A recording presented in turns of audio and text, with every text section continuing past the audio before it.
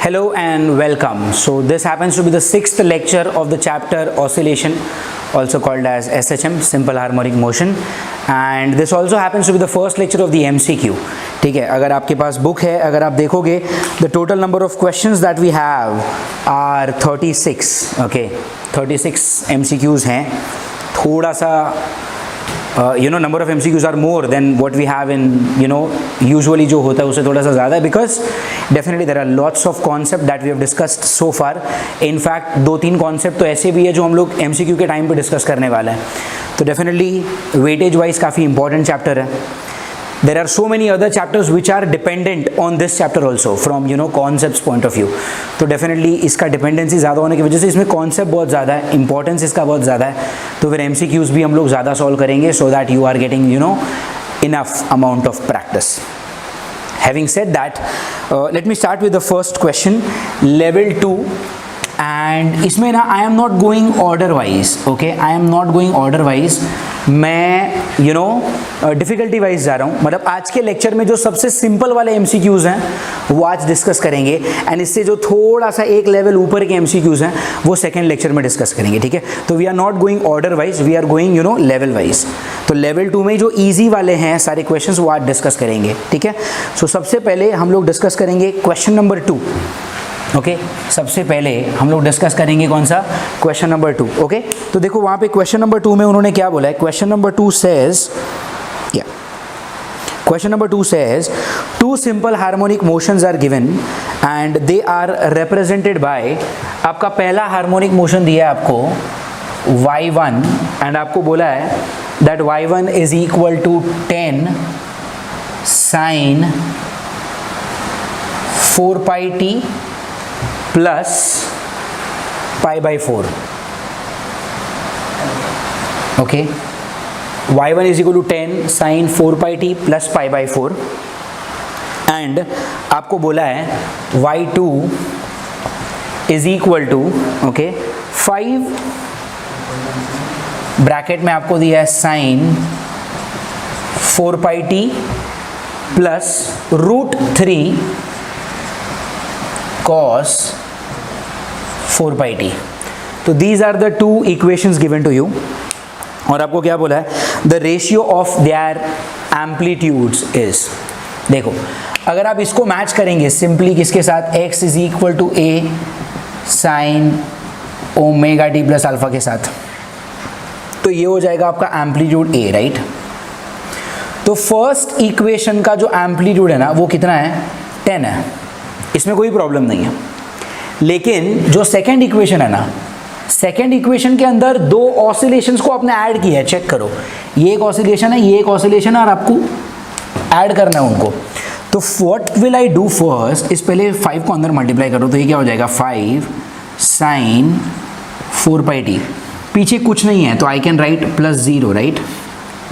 You do not have anything after 4 pi t, तो you can write it is 0 plus when 5 gets multiplied here तो क्या आ जाएगा 5 √3 cos 4 pi t. इधर भी पीछे कुछ नहीं है तो आप क्या लिख सकते हो, 0 लिख सकते हो, right. Now if you remember last lecture में जब हमने सुपरपोजिशन पढ़ा था, तो सुपरपोजिशन के टाइम पे मैंने आपको बोला था कि साइन एंड कोसाइन दोनों का जो ट्रिग्नोमेट्रिक रेशियो है वो सेम होना चाहिए, या तो दोनों साइन में होने चाहिए या तो दोनों कोसाइन में होने चाहिए. यहाँ पर क्या है, एक साइन है और एक कोसाइन है, तो मैं क्या करूँगा, इस कोसाइन वाले को साइन में कन्वर्ट कर देता हूँ. तो डेफिनेटली मुझे यहाँ पे पीछे पाई बाई 2 डालना पड़ेगा, right. Sine of 90 plus theta is nothing but what, cos theta, है ना. तो sine of 90 plus theta is cos theta. तो यहाँ पे मैंने क्या किया, पहले मैंने कॉस वाला पार्ट लिखा था एज इट इज, फिर मैंने कॉस को साइन में कन्वर्ट कर दिया, पीछे पाई बाई 2 डाल दिया. तो अब ये जो है ना, this is your first SHM and this is your second SHM. And हम लोगों ने किया है कि जब दो SHM को ऐड किया जाता है तो रिजल्टेंट कैसे मिलता है, रिजल्टेंट एम्पलीट्यूड मिलता है using what formula, using the formula of a1 square plus a2 square plus 2a1 a2 cos of alpha 1 minus alpha 2, right. ये r क्या है, ये है आपका रिजल्टेंट एम्पलीट्यूड, राइट। आर क्या है आपका? Resultant amplitude. रिजल्टेंट एम्पलीट्यूड किसका? y2 का। y1 का एम्पलीट्यूड मुझे मालूम है कितना है, 10। y2 के लिए मुझे ये सब सॉल्व करना पड़ रहा है, तो मैं पहले y2 का रिजल्टेंट एम्पलीट्यूड निकालूंगा एंड उसके बाद मुझे y1 और y2 का रेशियो पूछा गया है, ठीक है। तो पहले y2 का रिजल्टेंट एम्पलीट्यूड निकालते हैं। a1 का स्क्वायर, टेल मी a1 मतलब क्या हुआ? See this is your a1, ये देखो, ये है आपका a1, ये है आपका a2, ये है आपका अल्फा 1 और ये है आपका अल्फा 2। ओके, सो a1 का स्क्वायर, a1 का स्क्वायर मतलब क्या हो गया? Tell me. a1 का स्क्वायर मतलब 5 का स्क्वायर प्लस a2 का स्क्वायर, a2 का स्क्वायर मतलब क्या?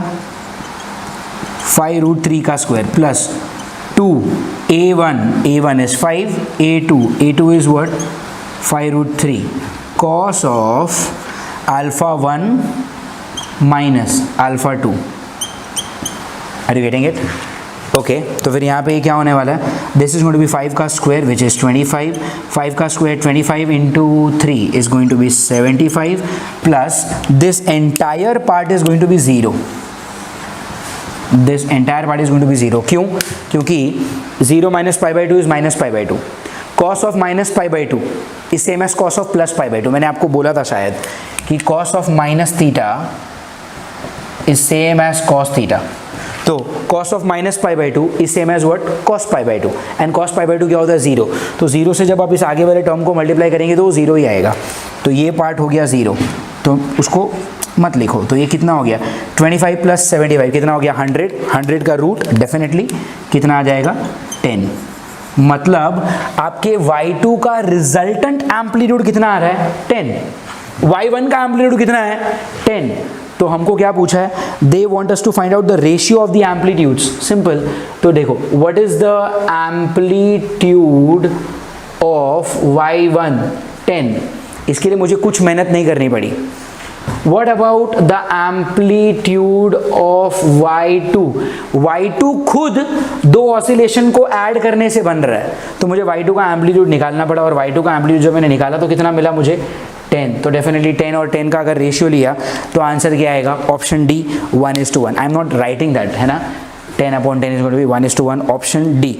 एक बार इसको सब लोग चेक कर लेंगे। Option question number 2, yes, answer is option D, it is matching. Fine.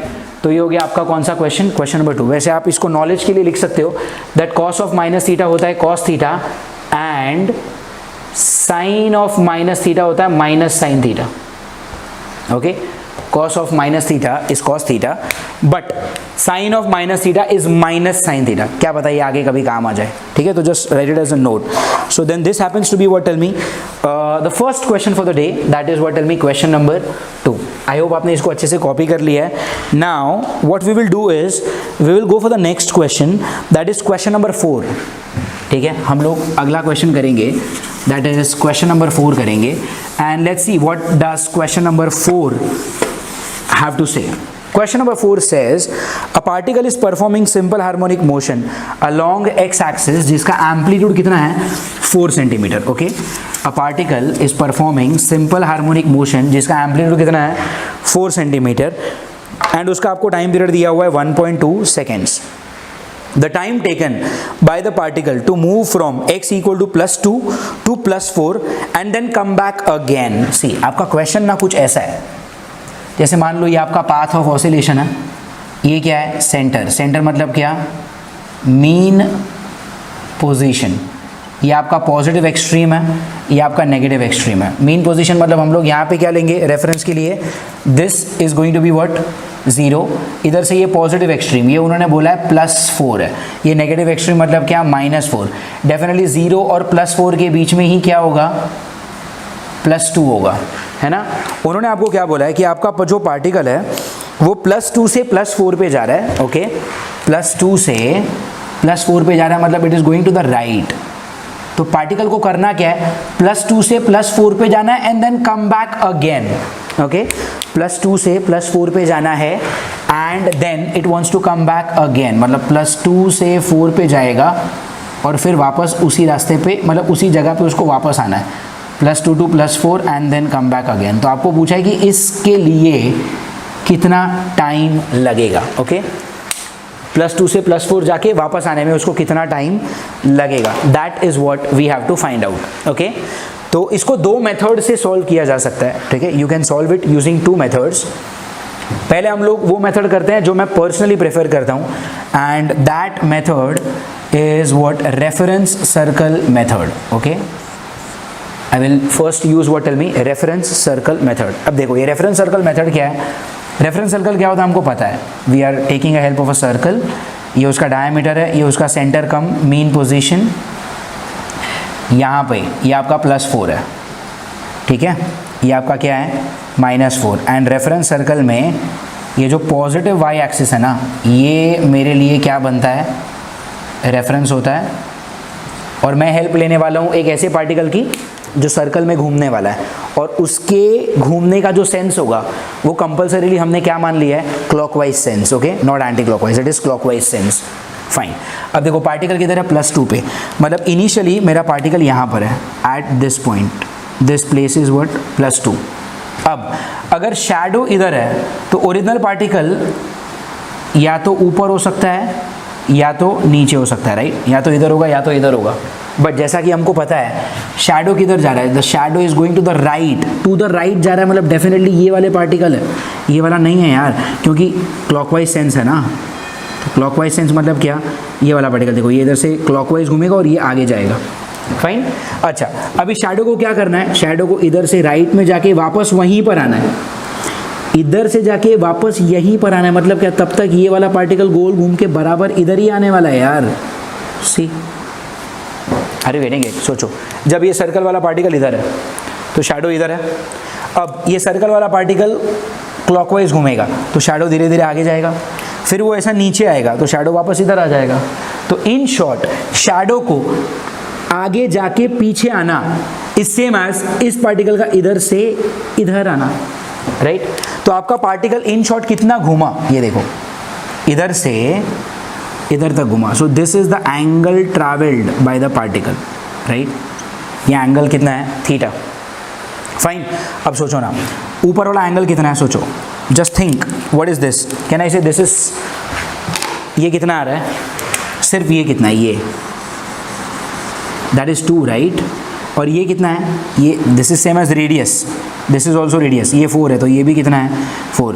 Can you find this angle, let us say ये एंगल क्या है, इसको कुछ भी ले लो, let's say this is theta dash. Theta dash कितना आ जाएगा, tell me, can I apply cos theta dash. What is cos theta, adjacent upon hypotenuse. Theta dash का एडजेसेंट क्या है, 2, हाइपोटेन्यूज क्या है, ये मतलब क्या, 4।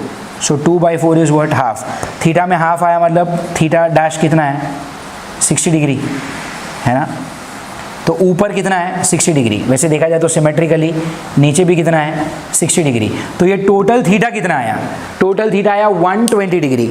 मतलब अगर आप इसको समझेंगे, इस पार्टिकल का, ओके, इस पार्टिकल का 2 से 4 जाना और फिर वापस आना, ओके, 2 से 4 जाना और फिर वापस आना इज सेम एज सर्कल वाले पार्टिकल का यहां से इतना घूमना, और इतना मतलब ये कितने एंगल पे घूमा है, ये घूमा है at an angle of this, and that is nothing but what, tell me, ये ऊपर वाला निकाला यार, ये ऊपर वाला 60 है तो नीचे वाला 60, तो ये टोटल एंगल कितना हो गया, 120 डिग्री। मतलब इन शॉर्ट कितना घूमना है हमको, 120 डिग्री घूमना है। Fine then, so omega T, theta मतलब ओमेगा टी ना, कितना घूमना है मुझे, 120 degree. Definitely we never solve the question in degree, हमको उसको रेडियन में कन्वर्ट करना पड़ेगा। 120 डिग्री मतलब क्या, 120 इंटू पाई बाय 180। ओमेगा को क्या लिखेंगे, 2 pi by capital T into small T. Fine. यहाँ से मैं क्या देख पा रहा हूँ कि pi gets cut with pi, 2 gets cut with 120 with 60, 60 gets cut with 180 with 3। तो देखो इधर सिर्फ क्या बचा है, इधर बचा है 1/3, इधर small T upon capital T. तो ये स्मॉल टी कितना हो गया, capital T by 3। Okay, what is capital T, capital T is time period, and आपको इस क्वेश्चन में टाइम पीरियड का वैल्यू दिया हुआ है उन्होंने कितना, 1.2। तो ये 1.2/3 मतलब कितना हो गया, 0.4 सेकेंड, राइट। टाइम पीरियड कितना हो गया 0.4 second, no sorry not time period तो 1.2 है, दिस इज गिवन। तो कितना टाइम लगेगा 0.4 सेकेंड, मतलब इस पार्टिकल को यहाँ से इधर तक जाने में और फिर वापस आने में, ओके, इधर से इधर तक जाने में और फिर वापस आने में कितना टाइम लगेगा 0.4 सेकेंड लगेगा, ठीक है। अब ये वाला मैंने एक मेथड से किया, what method is this, this is the reference circle method, ठीक है। अब डेफिनेटली आपने इसको कॉपी कर लिया होगा वीडियो पॉज करके। Now let us learn the second method. देखो एज अ स्टूडेंट आपका दोनों मेथड का जानना ज़रूरी है, आपको कौन सा मेथड अच्छा लगता है, आप किस मेथड से ज़्यादा कंफर्टेबल हो, और आपको एग्जाम में कौन सा स्ट्राइक हुआ, ये सब कुछ सब्जेक्टिव है। किसी स्टूडेंट को ये मेथड अच्छा लगेगा, किसी को अगला मेथड अच्छा लगेगा, किसी को इसमें कम टाइम लगेगा, किसी को दूसरे वाले में कम टाइम लगेगा। तो that is up to you. As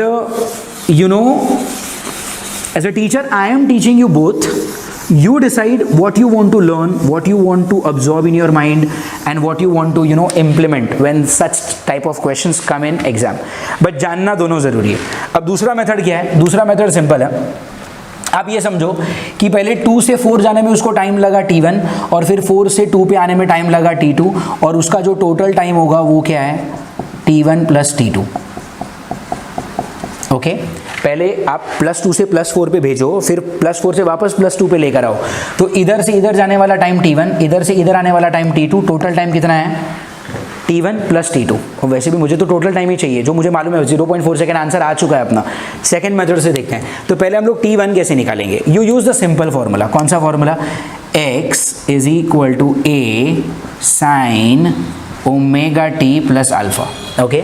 x is equal to what, a sine omega t plus alpha.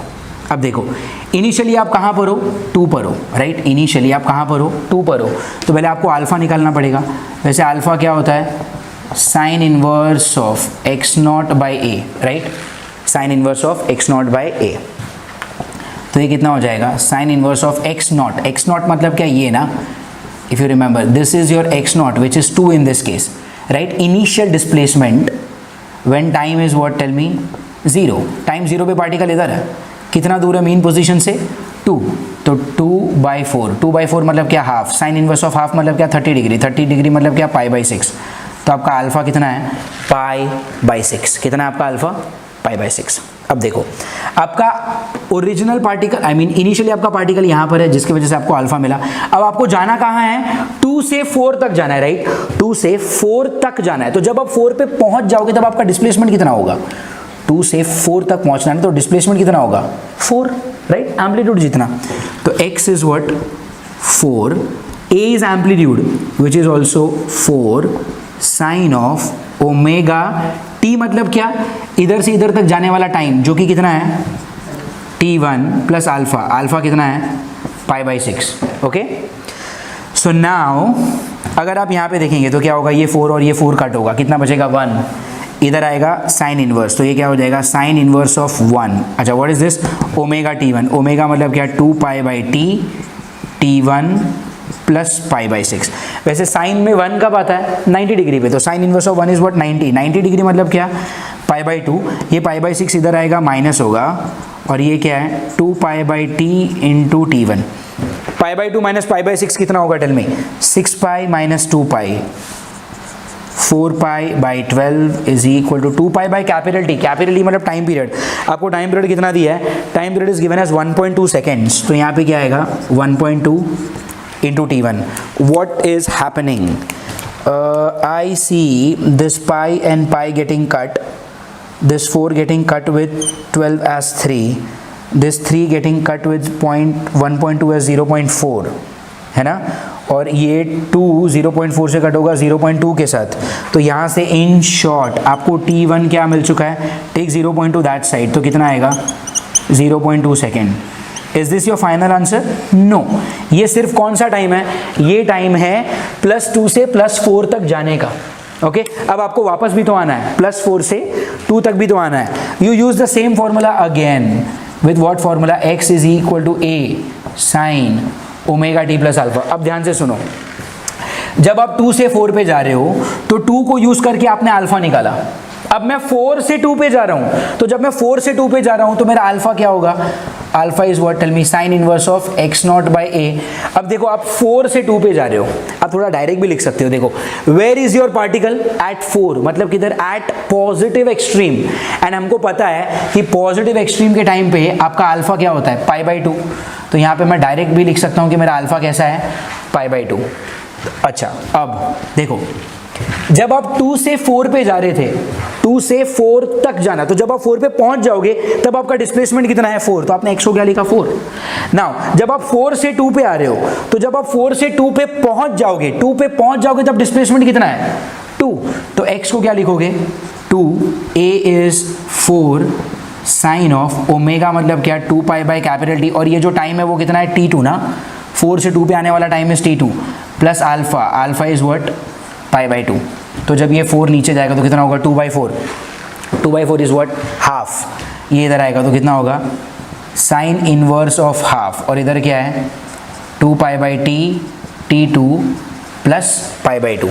Are you getting it? Sine inverse of half, साइन में हाफ कब आता है, 30 डिग्री, 30 डिग्री मतलब क्या, पाई बाई 6। तो इधर क्या होगा, पाई बाई 6, ये पाई बाई 2 इधर आएगा तो माइनस होगा, तो माइनस पाई बाई 2, और ये क्या, 2 pi by T times t2।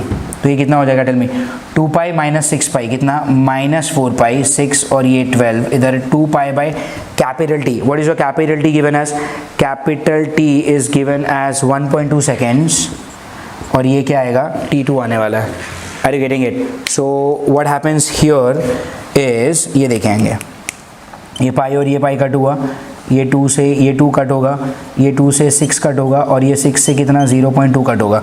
तो इन शॉर्ट आपका t2 कितना आ गया, ये 0.2 इधर जाएगा। अभी आप ये सोचेंगे कि सर इधर माइनस 0.2 आ रहा है, बट टाइम कभी भी माइनस हो नहीं सकता, इसीलिए I am just going to write what, tell me, 0.2 seconds.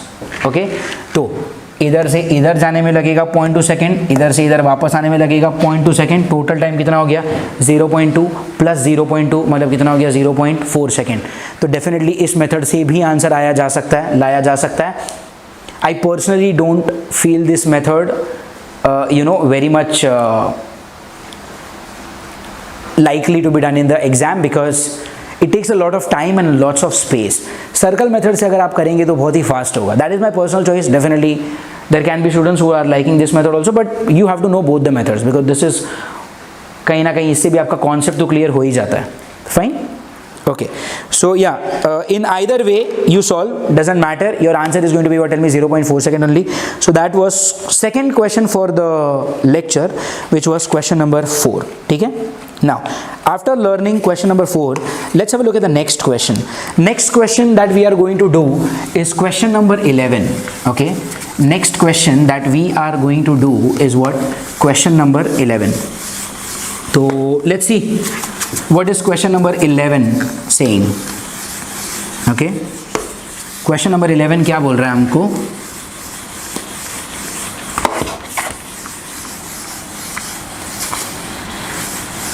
yeah, what does question number 11 say?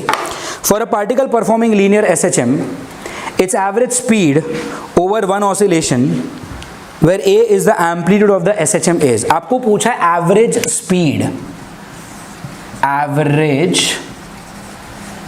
speed. What is the formula for average speed? Average speed क्या होता है? Average speed होता है total distance traveled upon total time taken, है ना? When you talk about oscillation, let us say आपने यहाँ से शुरू किया, तो आप इधर से इधर जाएंगे, फिर वापस इधर आएंगे और फिर वापस इधर जाएंगे, तो आपने कितना ट्रैवल किया, ये A ट्रैवल किया, फिर ये वाला A, फिर यहाँ से ये वाला A और फिर वापस ये वाला A. तो what is the total distance travelled, A plus A plus A plus A, तो टोटल कितना हुआ, 4A.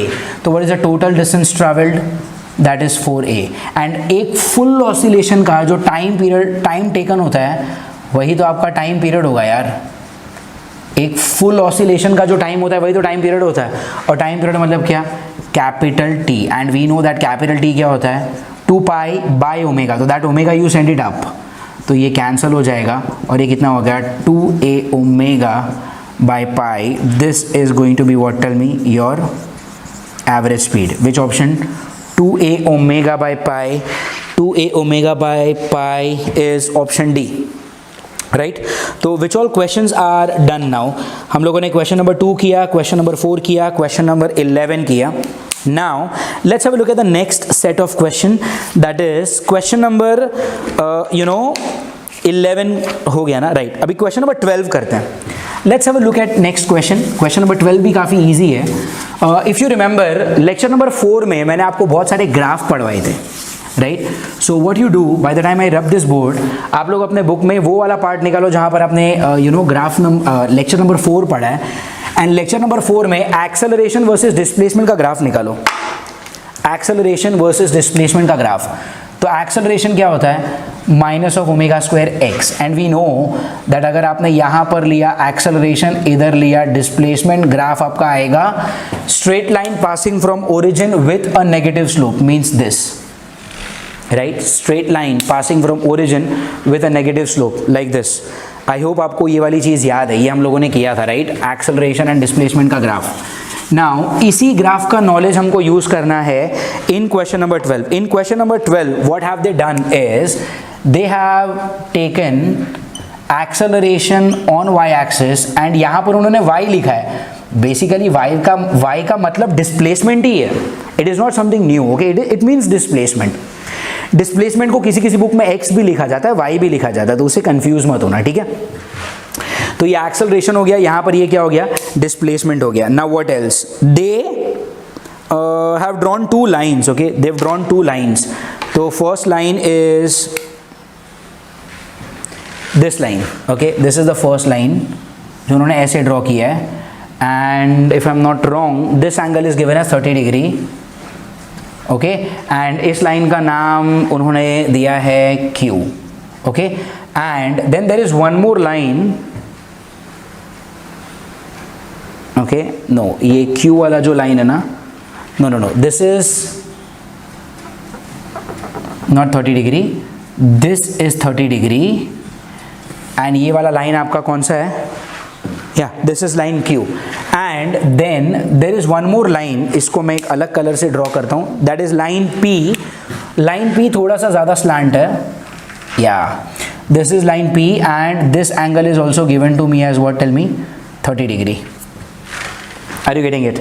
देखो एक बार इसको क्रॉस चेक कर लेता हूँ. लाइन Q का नेगेटिव वाई एक्सिस के साथ मुझे दिया 30 डिग्री, फाइन. लाइन P का एक्स एक्सिस के साथ नीचे से एंगल दिया हुआ 30 डिग्री, ओके फाइन.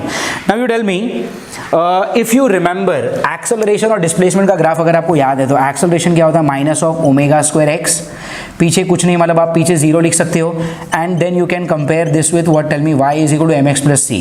तो y एक्सिस पे एक्सेलरेशन, x एक्सिस पे displacement, line passing from origin with a negative slope of omega square. मतलब अगर आप स्लोप निकालोगे इस लाइन का, अगर आप स्लोप निकालोगे तो आपको क्या मिलेगा? ओमेगा स्क्वायर, ठीक है. इसको दिमाग में फिट कर लो. अगर आपने इस लाइन का स्लोप निकाला तो आपको क्या मिलेगा?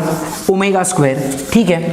तो पहले मैं Q का स्लोप निकालता हूं, ठीक है. पहले हम लोग निकालेंगे slope of Q, slope of line Q, और फिर हम लोग निकालेंगे स्लोप ऑफ लाइन P, ठीक है. तो पहले हम लोग निकालेंगे Q का स्लोप, फिर हम लोग निकालेंगे P का स्लोप. स्लोप मैंने क्या बोला? स्लोप आपको क्या देने वाला है? ओमेगा का स्क्वायर देने वाला है, ठीक है. Slope M will give you omega का स्क्वायर. वैसे स्लोप का फॉर्मूला क्या होता है? tan theta. So tan theta is going to give you what? Omega square. Fine. अब ये जो थीटा होता है ना, रिमेंबर ये जो थीटा होता है, this theta is the angle between your line and the positive x axis, okay. जैसे अगर आप Q की बात करेंगे, Q जो लाइन है उसका पॉजिटिव एक्स एक्सिस के साथ एंगल ये बनेगा, this is the angle, this is theta for line Q. तो सोचो ये क्या होगा? अगर ये 30 है तो ये भी 30 हुआ, और यहाँ पे ये 90 तो दिख ही रहा है. तो theta for Q is what? 120 degree, okay. And P के लिए क्या होने वाला है वो देखते हैं. फॉर लाइन P आपका एंगल जो है एक्स एक्सिस के साथ वो ये है, this angle, right. Positive x axis के साथ एंगल देखना है ना. सो P का जो एंगल है एक्स एक्सिस के साथ वो ये एंगल है. तो ये कितना होगा? देखो ये तो 90 है ही, फर्स्ट क्वाड्रेंट वाला, एंड व्हाट अबाउट दिस, तो सोचेंगे अगर ये 30 है तो ये भी 30 हुआ ना, तो पूरा 180 से 30 निकाल दो, मतलब ये 150 डिग्री है। आई होप आपको इतना ज्योमेट्री आता है यार। P का x एक्सिस के साथ जो एंगल है वो 150 डिग्री है, ठीक है। तो अगर आपने यहाँ पे Q का देखा तो Q का एंगल कितना है 120 डिग्री, तो यहाँ पे क्या होगा tan of 120 degree is omega square. Same चीज़ आप यहाँ पे भी लिखना, slope m is going to give us omega square. Slope कैसे निकालेंगे, tan थीटा से, एंड p के लिए थीटा कितना है 150 degree is equal to what, omega square. Fine, now what is tan of 120 degree, सोचो आप 120 को मैं क्या लिख सकता हूँ 180 माइनस 60, तो this is as good as what tan of 60। tan 60 क्या होता है √3, but 120 degree is in second quadrant, tan is negative, तो ये ओमेगा का स्क्वायर कितना हो जाएगा माइनस ऑफ √3, और ये कौन सा ओमेगा है, Q का ओमेगा है। Fine, tan of 150 degree, 150 degree को आप लिख सकते हो 180 माइनस 30, 180 माइनस 30 मतलब क्या, it is as good as tan 30। tan 30 होता है 1/√3, but you're in the second quadrant, तो ये नेगेटिव, और ये हो जाएगा ओमेगा, बट ये किसका ओमेगा है, P का ओमेगा है। फाइन, अब मेरे पास है ना दोनों के ओमेगा के स्क्वायर का रेशियो आ चुका है, ठीक है। मुझे क्या चाहिए, दोनों के टाइम पीरियड का रेशियो चाहिए, नॉट अ बिग डील। आप क्या करो, ओमेगा को क्या लिख देंगे हम लोग, ओमेगा को लिख सकते हैं ना 2π/t का स्क्वायर, राइट, 2π/t और उसका स्क्वायर, मतलब ये क्या हो जाएगा 4π² टाइम पीरियड ऑफ Q का स्क्वायर, और ये क्या हो जाएगा -1/√3, ये क्या हो जाएगा 4π² टाइम पीरियड ऑफ P का स्क्वायर। ओके, मैंने सिर्फ ओमेगा को 2π/t लिखा है। And now they want me to find out, what tell me, they want me to find out the ratio of time period of P to Q और Q to P, displacement of two particles P and या time period of P to Q का ratio चाहिए। तो देखो time period of P का square upon Q का square क्या होगा, what is time period of P का square, it is going to be 4π², right, into √3 with a minus sign. And what is time period of Q का square? It is going to be 4π² upon √3 with a minus sign. तो ये क्या हो जाएगा, time period of P का square upon Q का square, minus minus cut, 4π² cut, ये √3 ऊपर जाएगा, तो √3 into √3 is going to be 3। तो अगर आपने टाइम पीरियड ऑफ P और Q, ये तो स्क्वायर है, दोनों साइड स्क्वायर रूट लिया तो कितना होगा √3, तो time period of P to Q कितना आ गया √3 आ गया, तो that means it is going to be what √3, मतलब √3:1 ना, I think it comes up as option A, and if you look at 12th का answer, yes it is option A only, so that is your question number, what tell me, question number 12। देखो अगर आप पहले वाले lectures अगर आपने अच्छे से समझ में आए हैं तो ये कोई बड़ी बात नहीं है। हम लोगों ने किया है कि एक्सेलरेशन और डिस्प्लेसमेंट का जो स्लोप होता है वो ओमेगा स्क्वायर होता है। यहाँ पे हाँ एक चीज़ नहीं आ रही है कि स्लोप आपको tan थीटा से निकालना पड़ा, बट ये भी कुछ नई बात नहीं है, ये स्कूल टाइम से करते आ रहे हो।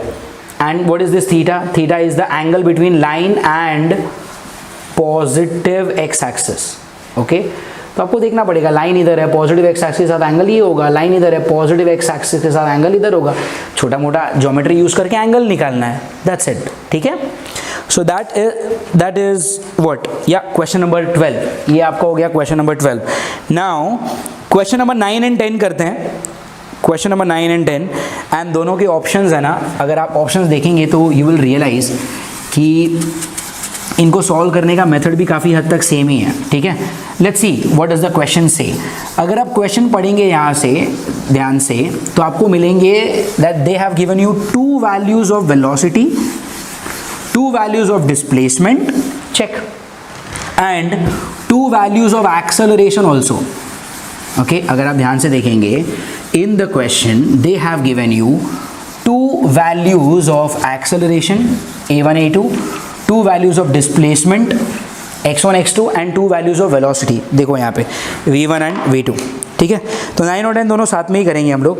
तो पहले हम लोग क्या लेंगे, v1 एंड v2 दो वेलोसिटी दिया है, tell me what is velocity का general formula, v is equal to omega under root of a² minus x², right, ये होता है आपका वेलोसिटी का formula, v is equal to omega under root of a² minus x²।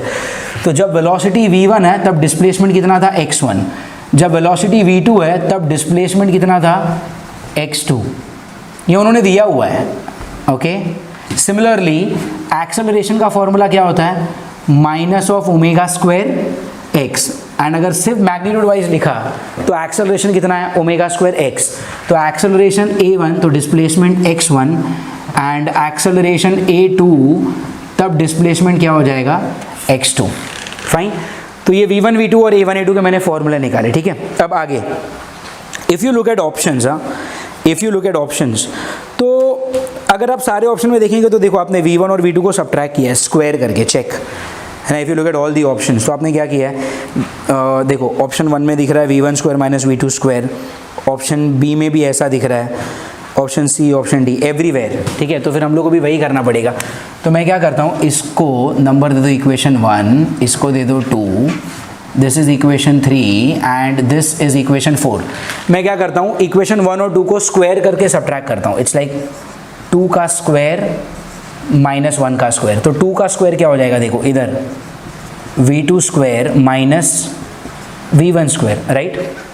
और जब आप यहाँ पे स्क्वायर करेंगे तो v2 का स्क्वायर क्या हो जाएगा पता है, ओमेगा स्क्वायर, और ये वाला रूट निकल जाएगा, है ना, ओमेगा स्क्वायर, और ये क्या हो जाएगा, a square minus x2 square minus this thing is what, omega square, और इधर क्या हो जाएगा, a square minus x1 square.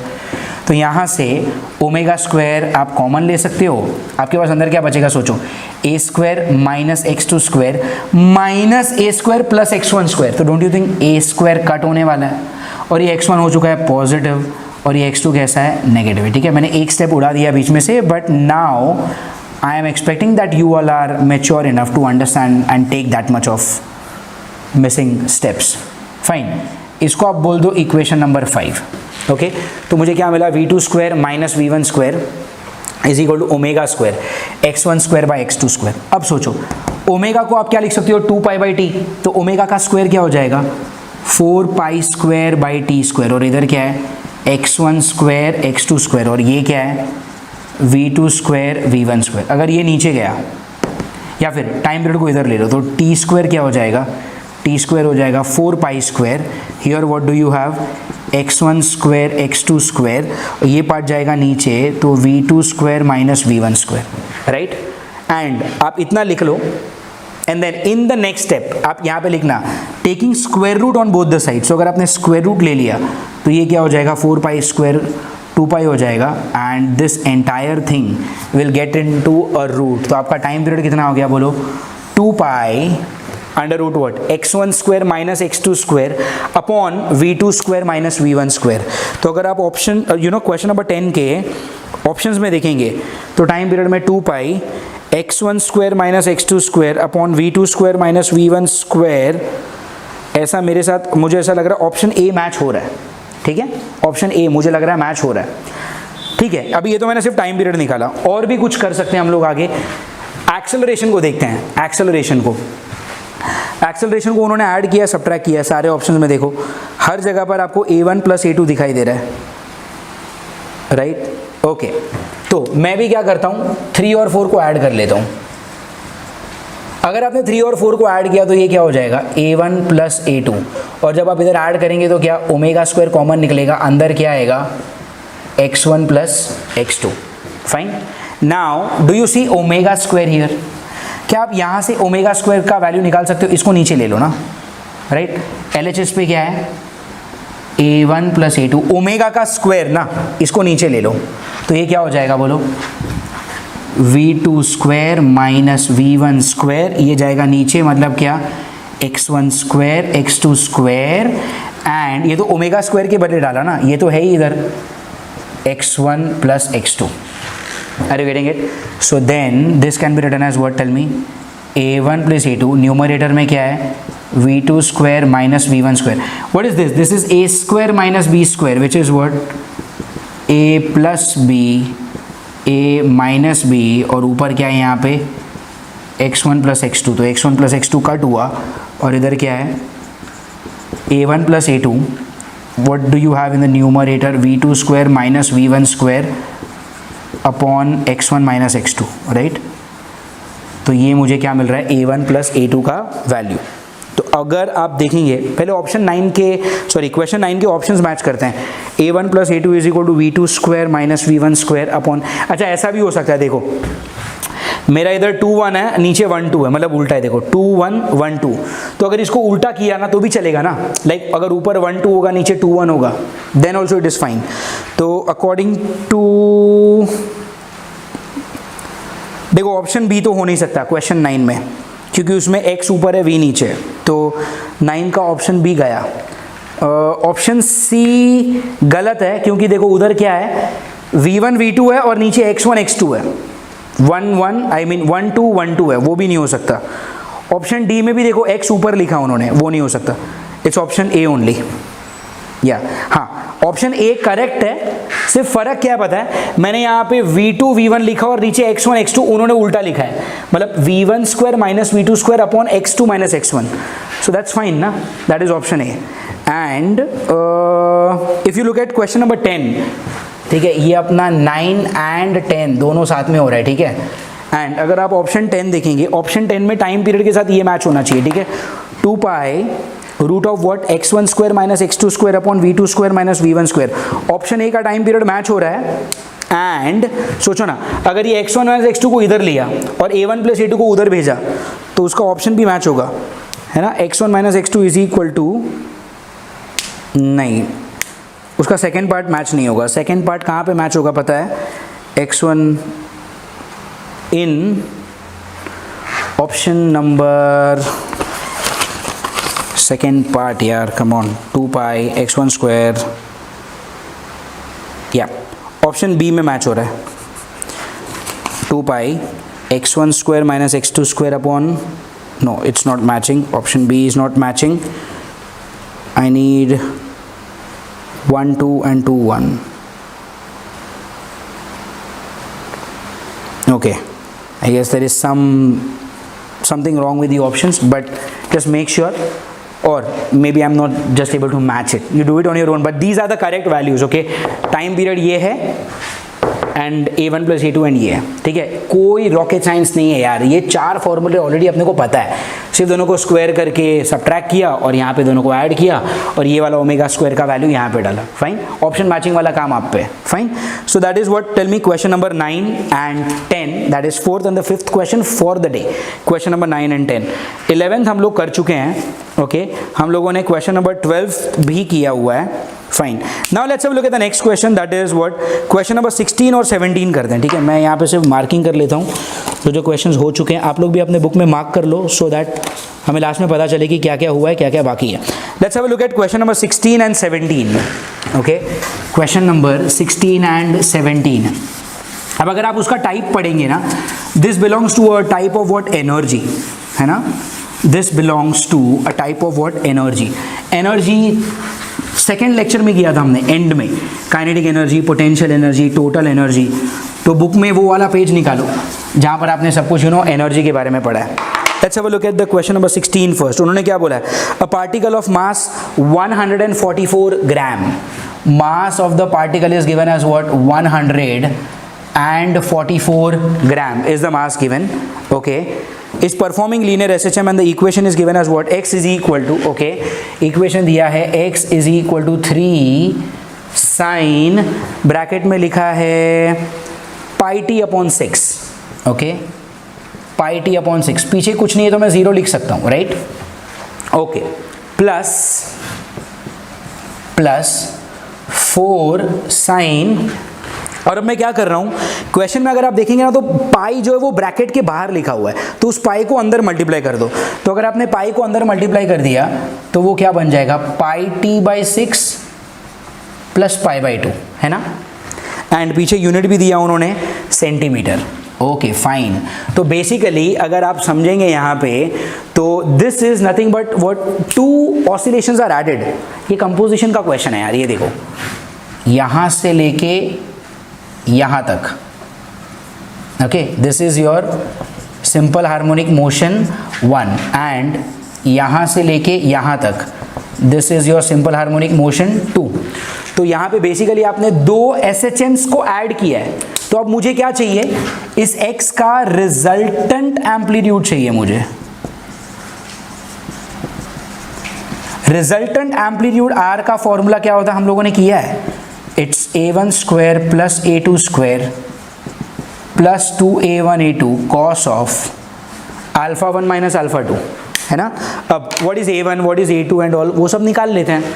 ये देखो ये क्या हो जाएगा, this is a1, this is alpha 1, this is a2, this is what alpha 2। Are you getting it? Okay fine. तो a1 अल्फा 1 a2 अल्फा 2 अपने को मालूम है, तो बस अब कोई बड़ी बात नहीं है। a1 का स्क्वायर मतलब क्या, 3 का स्क्वायर, डायरेक्ट लिख रहा हूँ 3 का स्क्वायर 9 प्लस a2 का स्क्वायर मतलब 4 का स्क्वायर कितना हो जाएगा 16 plus 2 into 3 into 4 cos of alpha 1 which is 0, alpha 2 which is pi by 2, cos of 0 minus pi by 2 is minus pi by 2, cos of minus pi by 2 is same as cos pi by 2, cos pi by 2 होता है 0, 0 into this entire thing is going to be 0, 16 and 9 is 25 का root निकाला तो ये कितना हो गया 5, और ये सेंटीमीटर में है, मतलब ये भी सेंटीमीटर में, मतलब मेरा रिजल्टेंट एम्पलीट्यूड कितना आ रहा है 5 centimetre. But are they looking for the resultant amplitude? No, what are they looking for? They are looking for the total energy of the particle, and we know that total energy का formula होता है half के ए square, and आप के को क्या लिख सकते हो, एम ओमेगा स्क्वायर, तो ये हो जाएगा half M omega square A square which is equal to half M, M for mass of the particle which is 144। देखो मैंने यहाँ पे सीजीएस में ही रखा क्योंकि ऑप्शंस भी सारे सीजीएस में ही हैं। ओमेगा का स्क्वायर मतलब क्या, 4 पाई स्क्वायर टी का स्क्वायर, एंड ए मतलब क्या होगा यहाँ पे एम्पलीट्यूड। डेफिनेटली मैं जो एम्पलीट्यूड लेने वाला हूँ वो रिजल्टेंट ही लेने वाला हूँ, तो रिजल्टेंट एम्पलीट्यूड कितना है 5 सेंटीमीटर, 5 सेंटीमीटर, उसका स्क्वायर हो जाएगा कितना 25। क्या मुझे T for time period. Okay, what about time period? Are we given with the value of time period? Yes, indirectly. कैसे, ये सोचो, यहाँ पे ओमेगा है ना, ये क्या होता है sine omega T plus alpha, तो don't you think this part, आगे वाला part is your omega, this part pi by 6, ये आगे वाला पार्ट इज योर ओमेगा। तो एक काम करेंगे ना, डायरेक्ट ओमेगा की वैल्यू डाल लेते हैं हम लोग, क्यों मैं टाइम पीरियड निकालूं, ओमेगा का स्क्वायर चाहिए ना, तो ओमेगा का स्क्वायर क्या हो जाएगा, देखो यहाँ पे ओमेगा का square is what, tell me, pi square और 6 का स्क्वायर कितना हो जाएगा 36, if I am not wrong 36 4s are 144, right, 36 का डबल होता है 72 का डबल होता है 144, मतलब ये 4s are, और फिर ये 2 से ये 2 कटेगा, 25 इंटू 2 कितना हो गया 50, और पीछे क्या है pi square. Yes, I am getting total energy as 50 pi square erg. 50 pi square erg is option A, and just to clarify 16th का आंसर है ऑप्शन ए। या that is correct. Are you getting it? So ये हो गया अपना कौन सा question, this was question number 16। इसको बुक में अच्छे से कॉपी कर लेना। Fine, now let's have a look at the next question, that is question number 17। Question number 17 अगर आप देखेंगे तो वहां पे आपको कुछ तो दिखेगा, mod of kinetic energy minus potential energy. क्या हमने ये पहले कभी किया हुआ है, mod of kinetic energy minus potential energy? Yes of course, graph वाले लेक्चर में मैंने आपको बताया था कि डिस्प्लेसमेंट का फ्रीक्वेंसी अगर n है तो काइनेटिक एनर्जी का फ्रीक्वेंसी 2n, पोटेंशियल एनर्जी का frequency 2n, kinetic minus potential का फ्रीक्वेंसी भी 2n, and kinetic minus potential के मॉड का फ्रीक्वेंसी वाज 4n। अगर आपको याद है बहुत अच्छी बात है, अगर आपको नहीं याद है then kindly go to the page where you have written about, what lecture was that, 4 or 5, yeah maybe lecture number 5 था वो। lecture number 5 के स्टार्ट में मैंने आपको बोला है, ये पूरा एक ग्राफ ड्रॉ किया था यार, तो वो ग्राफ में देखो, तो वहाँ पे हम लोगों ने किया है कि if displacement has a frequency n and time period t, then kinetic minus potential का मॉड हैज अ फ्रीक्वेंसी जो इससे 4 गुना ज्यादा है, तो 4n, and time period of, definitely frequency 4 गुना ज्यादा हुआ तो टाइम पीरियड 4 गुना कम होगा, तो अगर ये t है तो ये कितना होगा t/4 सेकेंड्स होगा। ओके अब इन क्वेश्चन नंबर 17 उन्होंने क्या बोला है, a block attached to a spring, okay, a block attached to a spring kept on a smooth horizontal surface executes SHM with a time period of 4 second, मतलब ये वाला time period आपको दिया है कितना, 4 सेकेंड। तो फिर आपको क्या बोला है, देन काइनेटिक माइनस पोटेंशियल का मॉड का टाइम पीरियड क्या होगा, डेफिनेटली अगर ये 4 है तो ये क्या होगा 4/4 दैट इज 1 सेकेंड, है ना। तो अगर आपको वो वाला ग्राफ अच्छे से याद है तो आपका ये क्वेश्चन सिर्फ एक लाइन में सिर्फ देख के हो गया यार, ये 4 है तो ये 4/4, ये 8 दिया होता तो ये 8/4, अगर ये 1 दिया होता तो ये 1/4, राइट। इनफैक्ट अगर फॉर एग्जाम्पल अगर क्वेश्चन में ये मॉड नहीं होता तो भी हमको पता है कि अगर ये n है तो ये 2n है, ये t है तो ये t/2 है, फाइन। तो if you know that graph there will be you know abundance of question that you can solve only with that graph का नॉलेज, विदाउट एनी हसल, कुछ सॉल्व नहीं करना पड़ेगा, provided you know that graph, okay. So then this was what, tell me, question number 16 and 17 that we could finish, okay. Now okay let's have a look at some next set of question, जैसे कि question number, just give me a minute, थोड़े से और easy questions हैं जो काफ़ी relatable हैं, पहले वो कर लेते हैं। या जैसे कि there is one question type 3 composition of 2 SHM, ठीक है, टाइप 3 दिया है कॉम्पोजिशन ऑफ 2 SHM, वो करते हैं। वैसे ये कुछ डिफिकल्ट नहीं है बट या there is something new in this question. जैसे कि फॉर एग्जाम्पल अगर मैं आपको बोलता हूँ y = mx + c क्या है, तो आप बोलोगे sir y = mx + c is an equation of straight line जो y एक्सिस को c पे कट करेगा, गुड। अगर मैं आपको बोलता हूँ कि x² / a² + y² / b² is equal to 1, ये क्या है, तो आप बोलोगे सर ये है इक्वेशन ऑफ एलिप्स। उसी तरह अगर मैं आपको बोलता हूँ कि y = kx² + c क्या है, ओके, y = kx² + c क्या है, तो remember this is an equation of parabola, जिसको ड्रॉ कैसे करूंगा मैं, यहाँ पे समझो, जिसका पावर 1 होता है ना, पैराबोला उस एक्सिस पे खुलता है और कट किधर करेगा, +c पे, प्लस मतलब पॉजिटिव ना। तो देखो पहले तो पैराबोला किधर खुलने वाला है, y एक्सिस पे खुलेगा और ये कट किधर करेगा, +c पे, आर यू गेटिंग इट। तो ये आपका y एक्सिस, ये आपका x एक्सिस और ये आपका ग्राफ, ओके। इसी क्वेश्चन में अगर ऐसा होता y = kx² - c, तो कुछ फर्क नहीं होता, देखो ये y एक्सिस, ये x एक्सिस, पावर जिसका 1, पैराबोला उस एक्सिस पे खुलता है, कट किधर करेगा, -c पे, तो अब आपका पैराबोला ऐसे आएगा और कट किधर करेगा, ये -c पे, ये आपका y एक्सिस, ये आपका x axis, are you getting it. अगर यहीं पे y = kx² + c की जगह पे ऐसा होता है x = ky² + c, तो अब पावर 1 किसका है, x एक्सिस का, मतलब अब आपका पैराबोला x एक्सिस पे खुलेगा। तो अब अगर आप ड्रॉ करेंगे तो कैसे होगा, ये y एक्सिस, ये x एक्सिस, पैराबोला खुलेगा x एक्सिस पे एंड कट किधर करेगा, +c पे, +c पे मतलब कैसा, ऐसा,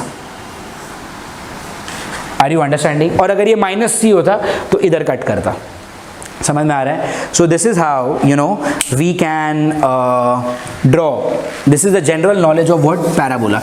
इसको और ज़्यादा डिटेल में हम लोग नहीं जाएंगे, फाइन, इतना बस हुआ आपके लिए।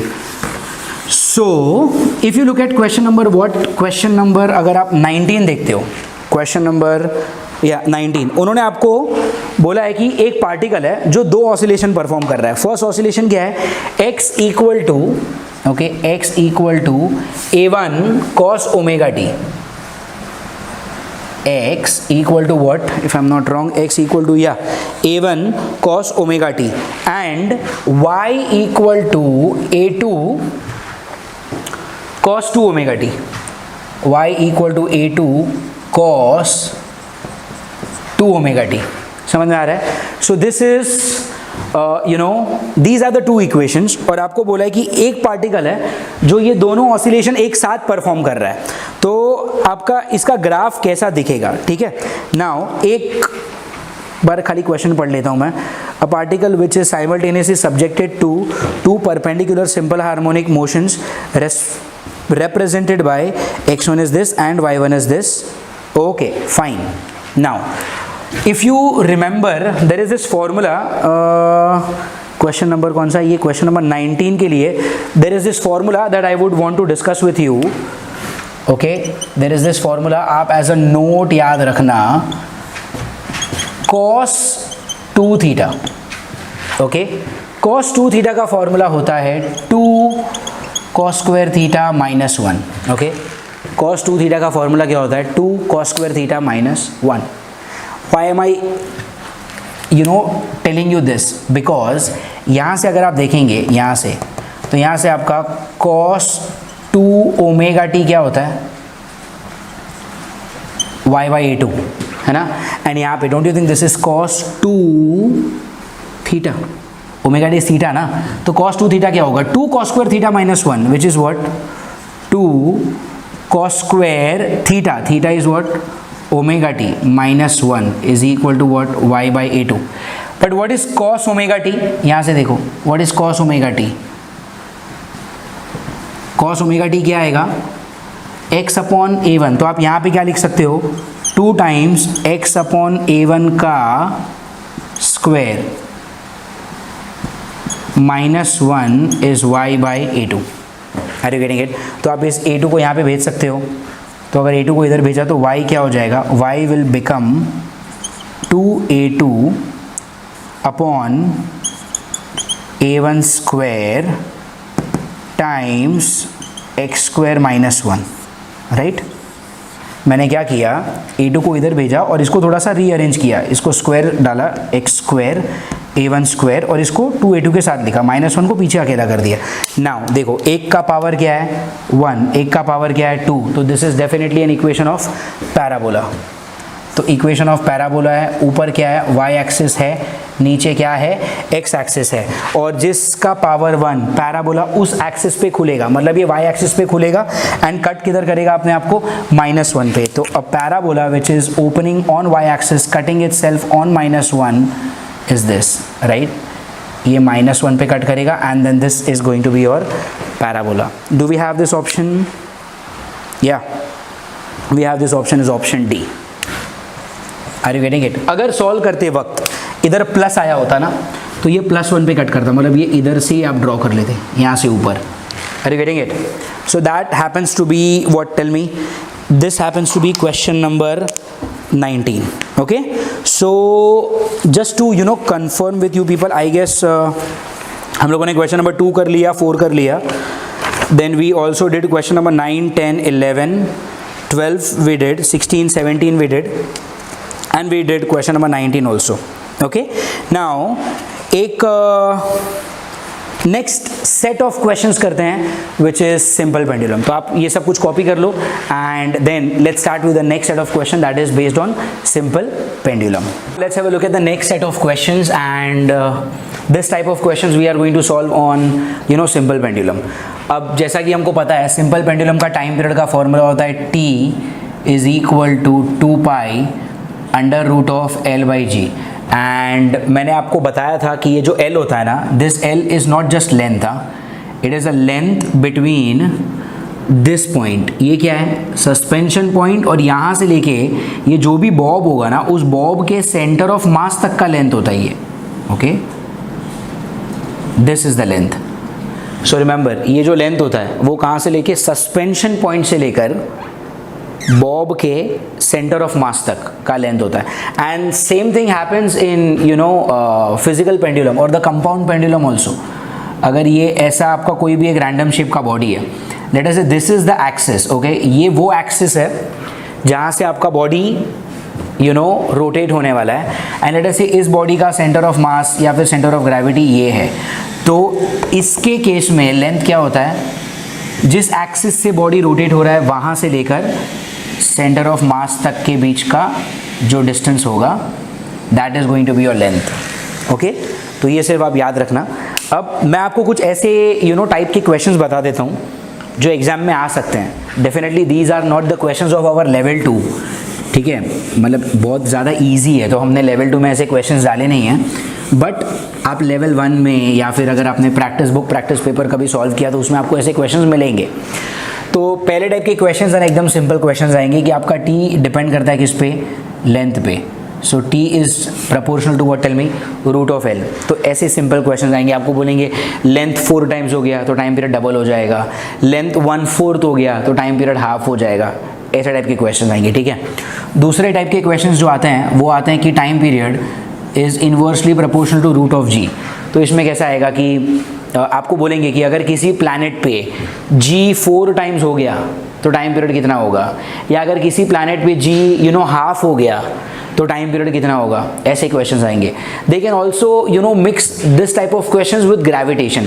आपको बोलेंगे कि एक प्लैनेट है जिसका मास अर्थ से डबल है, एक ऐसा प्लैनेट है जिसका रेडियस अर्थ से आधा है, तो उस प्लैनेट पे टाइम पीरियड कितना हो जाएगा। तो ठीक है ना, हमको पता है दैट स्मॉल g का फॉर्मूला क्या होता है, gm/r²। सो क्या आप ऐसा लिख सकते हो, g on that planet upon g on earth is what, tell me, mass of planet upon earth into radius of earth upon planet का स्क्वायर। अब यहाँ से और यहाँ से ये दोनों चीज़ें आप यहाँ पे डाल सकते हो, एंड अगर ये दोनों चीज़ें आपने यहाँ पे डाली तो आप g ऑफ प्लैनेट निकाल सकते हो। Once you have the value of g of planet तो आप यहाँ से कर सकते हो ना, time period on the planet upon earth is g on earth upon g of planet, right. और फिर यहाँ से ये वैल्यू यहाँ पे डाल के आप ये वाला क्वेश्चन सॉल्व कर सकते हो। सो this is another set of question that they ask. एक और टाइप के क्वेश्चन आते हैं, डेफिनेटली वो भी काफ़ी ईजी है, जो डेफिनेटली हमने लेवल 2 में नहीं लिए हैं, but it's better to know. आपको पूछा जाएगा कि एक सिंपल पेंडुलम है, it is kept in a lift, और आपको बोला है कि जब आपने इसको लिफ्ट में रखा और अगर लिफ्ट ऊपर एक्सेलरेट हुआ तो फिर टाइम पीरियड क्या होगा। तो हमको पता है जब लिफ्ट ऊपर एक्सेलरेट होता है तो g बिकम्स व्हाट, g+a। तो सिर्फ क्या g की जगह पे g+a लिखना। अगर आपको बोलेंगे कि g नीचे एक्सेलरेट हुआ, नीचे, तो नीचे एक्सेलरेट हुआ तो क्या रखना, g+a की जगह पे g-a। तो लॉज ऑफ मोशन वाला जो कॉन्सेप्ट था, राइट, वो यहाँ पर भी आपको मिक्स किया जा सकता है, ग्रेविटेशन वाला कॉन्सेप्ट भी यहाँ पर आपके साथ मिक्स किया जा सकता है। तो this is what they will ask in time period, fine. तो ये सारे तो हो गए बेसिक से सिंपल से क्वेश्चन जो आपको लेवल 1 में या फिर लेवल 2 के होमवर्क में ऐसे क्वेश्चन देखने मिलेंगे, and I am very sure you people will be able to solve this type of questions, ठीक है। I am expecting you people have grown smarter now with your concepts. तो ये सारी सिंपल सी चीज़ हैं, ये आप लोग खुद से मैनेज कर लेना। What I would like to discuss from your type 4 simple pendulum is एक काफ़ी स्पेशल टाइप का क्वेश्चन है, जैसे कि क्वेश्चन नंबर 23 एंड 24, ठीक है। तो इस टाइप के क्वेश्चंस को करने से पहले ना मैं इसका आपको कॉन्सेप्ट बता देता हूँ। सी, आपको बोला है कि एक पेंडुलम है, वो ऑसिलेट कर रहा है और आपको उसका फेस दिया है phi1 as ω1t plus α1, and there is one more pendulum, उसका फेज है phi2 which is given to us as ω2t plus α2, okay. phi1 क्या है, phase of the first pendulum, phi2 क्या है, phase of the second pendulum. And दोनों pendulum का अगर आप देखेंगे ना, आपका टाइम पीरियड अलग है, क्योंकि टाइम पीरियड क्या होता है 2π/ω ना। अगर टाइम पीरियड अलग है तो दोनों का डेफिनेटली ओमेगा भी अलग होगा। एंड जैसा कि आप क्वेश्चन में देख रहे हो, मैंने एक को लिखा है ω1, एक को लिखा है ω2। ओमेगा अलग है, मतलब डेफिनेटली इन दोनों का टाइम पीरियड कैसा है, अलग है, फाइन। नाउ दोनों का इनिशियल फेज जो होता है, इनिशियल एंगल या फिर एपॉक, वो भी अलग है, इधर α1 है, इधर α2 है, ठीक है। तो दोनों का एपॉक भी कैसा है, अलग है, फाइन। सो दो पेंडुलम है बेसिकली, दोनों का टाइम पीरियड अलग है, दोनों का एपॉक अलग है। तो डेफिनेटली टाइम पीरियड अलग है मतलब क्या, ओमेगा अलग है, एपॉक अलग है मतलब अल्फा अलग है, और ओमेगा और अल्फा अगर अलग हुए तो डेफिनेटली उनका फेज भी कैसा होगा, अलग ही होगा, ठीक है। तो पहले का फेज है phi1, दूसरे का फेज है phi2, ओके। नाउ अगर मैं आपको बोलता हूं कि मुझे ढूंढना है फेज डिफरेंस, ठीक है, मुझे ढूंढना है फेज डिफरेंस, तो फेज डिफरेंस को पहले हम लोग लेटर क्या यूज़ करेंगे, delta phi. And phase difference मतलब क्या, इन दोनों का डिफरेंस मतलब क्या, phi1 माइनस phi2। Of course it's in mod, कौन बड़ा है कौन छोटा है मुझे उससे फ़र्क नहीं पड़ता। सो नाउ phi1 माइनस phi2, phi1 क्या है, ω1t प्लस α1 माइनस phi2 क्या है, omega 2t plus alpha 2 and what you can do, यहाँ से ओमेगा 1 को आप लिख सकते हो 2 pi by t1 small t plus alpha 1 minus 2 pi by t2 small t minus alpha 2, है ना। एंड यहाँ से हम क्या करेंगे, 2 पाई और 2 पाई, देखो ना ये वाले स्टेप से, आई मीन ये वाले टर्म से और ये वाले टर्म से आप 2 पाई कॉमन ले लो। इनफैक्ट आप t भी कॉमन ले सकते हो, तो 2 पाई कॉमन लेता हूँ और t पीछे लिखता हूँ, ठीक है। ऐसा कुछ नहीं होता यार, आप t आगे लिखेंगे तो भी चलेगा, बट जब भी आप किसी बुक में पढ़ोगे तो आपको इस तरह से देखने मिलेगा, इसके लिए मैं ऐसे बता रहा हूँ। सो 2 पाई आगे लिखा और t भी कॉमन ले लिया मैंने पीछे लिखा, तो अंदर यहाँ पे क्या बचेगा 1/t1 माइनस यहाँ पे क्या बचेगा 1/t2, ओके, प्लस इधर क्या बचा alpha 1 minus alpha 2, okay, alpha 1 minus alpha 2, और ये क्या है आपका डेल्टा फाई। तो फेज डिफरेंस का ना एक ये छोटा सा फॉर्मूला है, वैसे दिखने में बहुत बड़ा दिख रहा है बट है logical.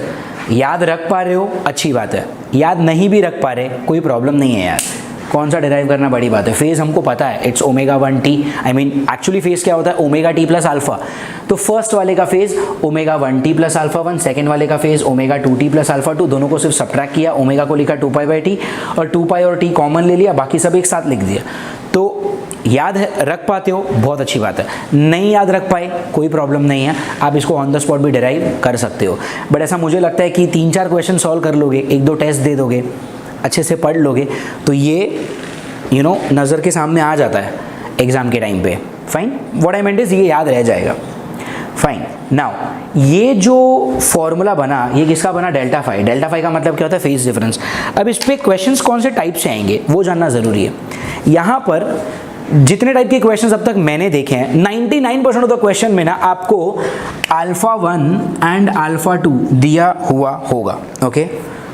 Green colour pen is killing, okay. So हाँ, जैसा कि मैंने बोला 99% ऑफ द क्वेश्चन में अल्फा 1 एंड अल्फा 2 आपको दिया हुआ होगा। कैसे दिया होगा, आपको बोला जाएगा कि पेंडुलम को मीन पोजीशन से रिलीज किया है। अब आपको पता है कि मीन से रिलीज किया मतलब अल्फा क्या 0 अगर राइट में गया तो, या फिर अल्फा क्या 180 अगर लेफ्ट में गया तो वो आपको बोलेंगे कि मीन से छोड़ा, राइट में जा रहा है, लेफ्ट में जा रहा है, व्हाटएवर, तो इन शॉर्ट आपको अल्फा दिया रहेगा। अगर आपको बोला कि पॉजिटिव एक्सट्रीम से छोड़ा, अब आपको पता है कि अगर पेंडुलम को पॉजिटिव एक्सट्रीम से रिलीज किया तो अल्फा कितना होता है 90 डिग्री π/2। नेगेटिव एक्सट्रीम से छोड़ा तो अल्फा कितना 270 डिग्री 3π/2। और अगर मीन से छोड़ा तो मीन से छोड़ के अगर राइट में जा रहा है तो 0, अगर मीन से छोड़ के लेफ्ट में जा रहा है तो क्या 180। तो बेसिकली वी नो कि अल्फा 1 अल्फा 2 कैसे निकाला जाता है या कैसे दिया जाता है। वर्स्ट केस में मान लो अगर अल्फा के बारे में कुछ नहीं बोला तो अल्फा का ये फॉर्मूला तो पता ही है ना, sign inverse of x0/a, right. Alpha का ये फॉर्मूला तो हमको पता ही है, साइन इनवर्स ऑफ x0/a। तो आपको बोला जाएगा कि टाइम t इक्वल टू 0 पे पेंडुलम का डिस्प्लेसमेंट मीन पोजीशन से xyz कुछ तो दिया रहेगा, एम्पलीट्यूड दिया रहेगा, तो अल्फा निकाल सकते हो। बट ऐसे क्वेश्चंस कभी आते नहीं है। I am just trying to prepare you for the worst. ऐसा भी हो सकता है, chances are very very less. Alpha 1 alpha 2 directly आपको दिया रहेगा इस टाइप के क्वेश्चंस में, ठीक है। नाउ 2 पाई क्या है, 2 pi is purely a number, इसमें देने जैसा या पूछने जैसा कुछ नहीं है। तो अगर आप यहाँ पे देखोगे तो आपको बचा क्या, फिर देखो ये क्या है डेल्टा फाई एक चीज़ बची और ये टी क्या दूसरी चीज़ बची, और T1 एंड T2 मतलब क्या time period of the pendulums, है ना। T1 एंड T2 क्या है time period of the pendulum. तो कितनी चीज़ें हैं 1 2 3 एंड 4। तो इस फॉर्मूला में 4 ही ऐसी चीज़ हैं जो दी या पूछी जा सकती है। तो डेफिनेटली अगर 4 है तो कम से कम 3 तो उनको देना ही पड़ेगा, 3 देंगे तभी तो आप चौथा ढूंढ पाओगे। नाउ जहाँ तक क्वेश्चंस मैंने देखे हैं ना ये भी हमेशा आपको दिए रहते हैं, they will always give you the value of T1 and T2। तो फिर अभी बचा क्या डेल्टा फाई एंड T। तो आपको या तो डेल्टा फाई दिया होगा या तो आपको T दिया होगा। Are you getting it, I repeat, या तो आपको डेल्टा फाई दिया होगा या तो आपको T दिया होगा, दोनों में से एक देंगे और आपको दूसरा पूछा जाएगा। Is that fine. So this is how एक नए टाइप का क्वेश्चन पूछा जाता है सिंपल पेंडुलम में से, the simple formula is what delta phi which is equal to what 2 pi bracket में क्या 1/t1 minus 1/t2 into T plus alpha 1 minus alpha 2. Fine. अभी दो क्वेश्चंस है 23 and 24. Let us solve each of them.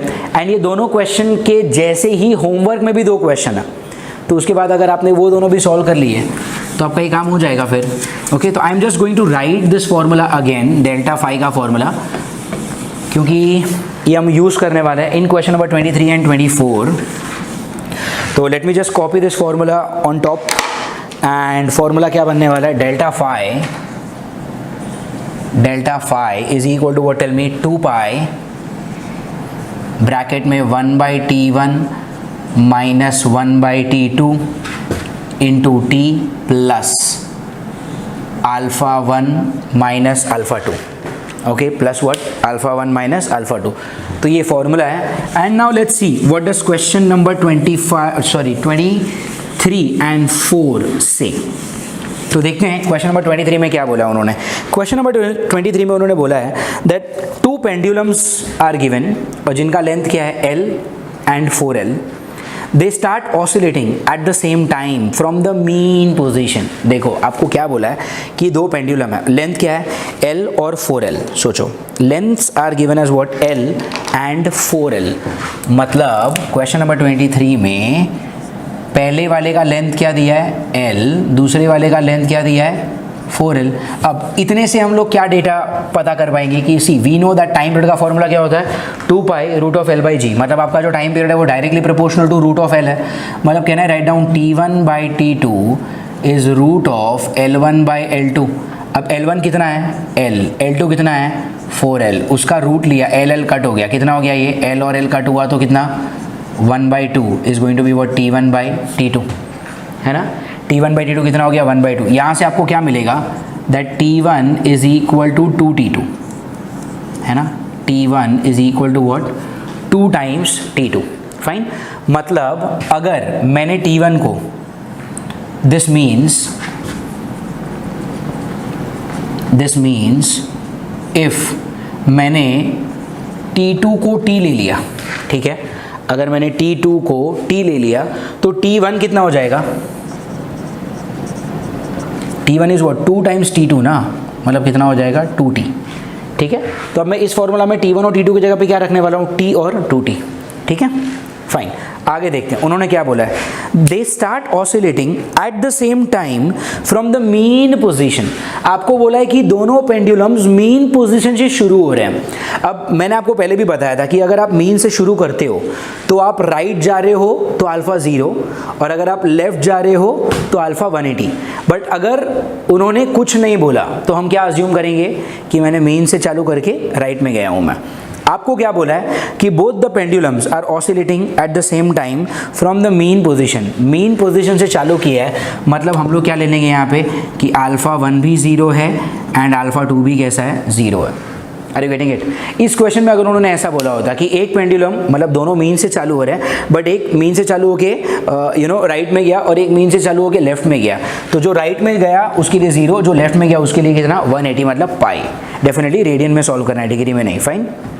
यहाँ पे तो alpha 1 alpha 2 दोनों 0 हैं. ठीक है, fine. Next, the phase difference between them after the bigger pendulum has completed one oscillation is. सुनो, आपको पूछा है फेज डिफरेंस. अब देखो, अगर फेज डिफरेंस पूछा है तो डेफिनेटली उन्होंने टाइम देना चाहिए. तो उन्होंने टाइम कैसे दिया, इनडायरेक्टली दिया है. उन्होंने देखो क्या बोला है कि कब आपको फेज डिफरेंस चाहिए, when the bigger pendulum has completed one oscillation. I repeat, when the bigger pendulum has completed one oscillation. मतलब क्या टाइम है, जब बड़े वाले पेंडुलम ने अपना एक ऑसिलेशन कंप्लीट किया. बड़ा वाला पेंडुलम मतलब कौन सा, L या 4L? Definitely 4L. और 4L मतलब क्या, L2. तो टाइम पीरियड 2 का कितना है, टाइम पीरियड 2 का कितना है. I guess I have done some mistake यहाँ पे. T1/T2 is this is going to be this. ओ ये देखो, this is the mistake. T2 will be, I'm sorry, yeah, यहाँ पे हो जाएगा T2 is going to be what 2 times T1, right. ठीक है, तो अगर मैंने T1 को टी ले लिया तो फिर T2 कितना हो जाएगा, 2T हो जाएगा। ओके, और दोनों का अल्फा 0 दिया है, फेज डिफरेंस पूछा, और आपको टाइम में क्या बोला है कि कब फेज डिफरेंस चाहिए, जब बड़े वाले ने एक ऑसिलेशन कंप्लीट किया। बड़ा वाला मतलब कौन, 4L, और 4L का एक ऑसिलेशन कितने टाइम में खत्म होता है, 2T में खत्म होता है। मतलब आपको स्मॉल t इनडायरेक्टली 2T दिया है। Are you understanding?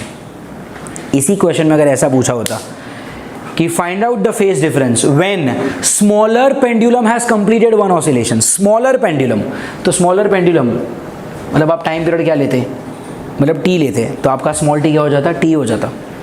अगर आपको बोला होता when the bigger pendulum has completed half oscillation, बड़े वाले ने आधा ऑसिलेशन खत्म किया, बड़े वाले का पूरा ऑसिलेशन होता है 2T में, तो आधा कितने में होगा, T में होगा, तो यहाँ पर आप T लिखते। अगर आपको बोला होता कि when the smaller pendulum has completed half oscillation, छोटे वाले का आधा, छोटे वाले का आधा कब होता, T/2 पे होता, तो आप यहाँ पे स्मॉल t क्या लिखते, T/2। अगर आपको बोला होता कि बड़े वाले का 1/4 ऑसिलेशन, बड़े वाले का 1/4 मतलब क्या, 2T/4 मतलब T/2, तो आप यहाँ पे T/2 लिखते। अगर आपको बोला होता कि छोटे वाले का 1/4 ऑसिलेशन, तो छोटे वाले का 1/4 ऑसिलेशन क्या होता, T/4। छोटे वाले का 1/6 ऑसिलेशन, T/6। बड़े वाले का 1/6 ऑसिलेशन, 2T/6 मतलब T/3।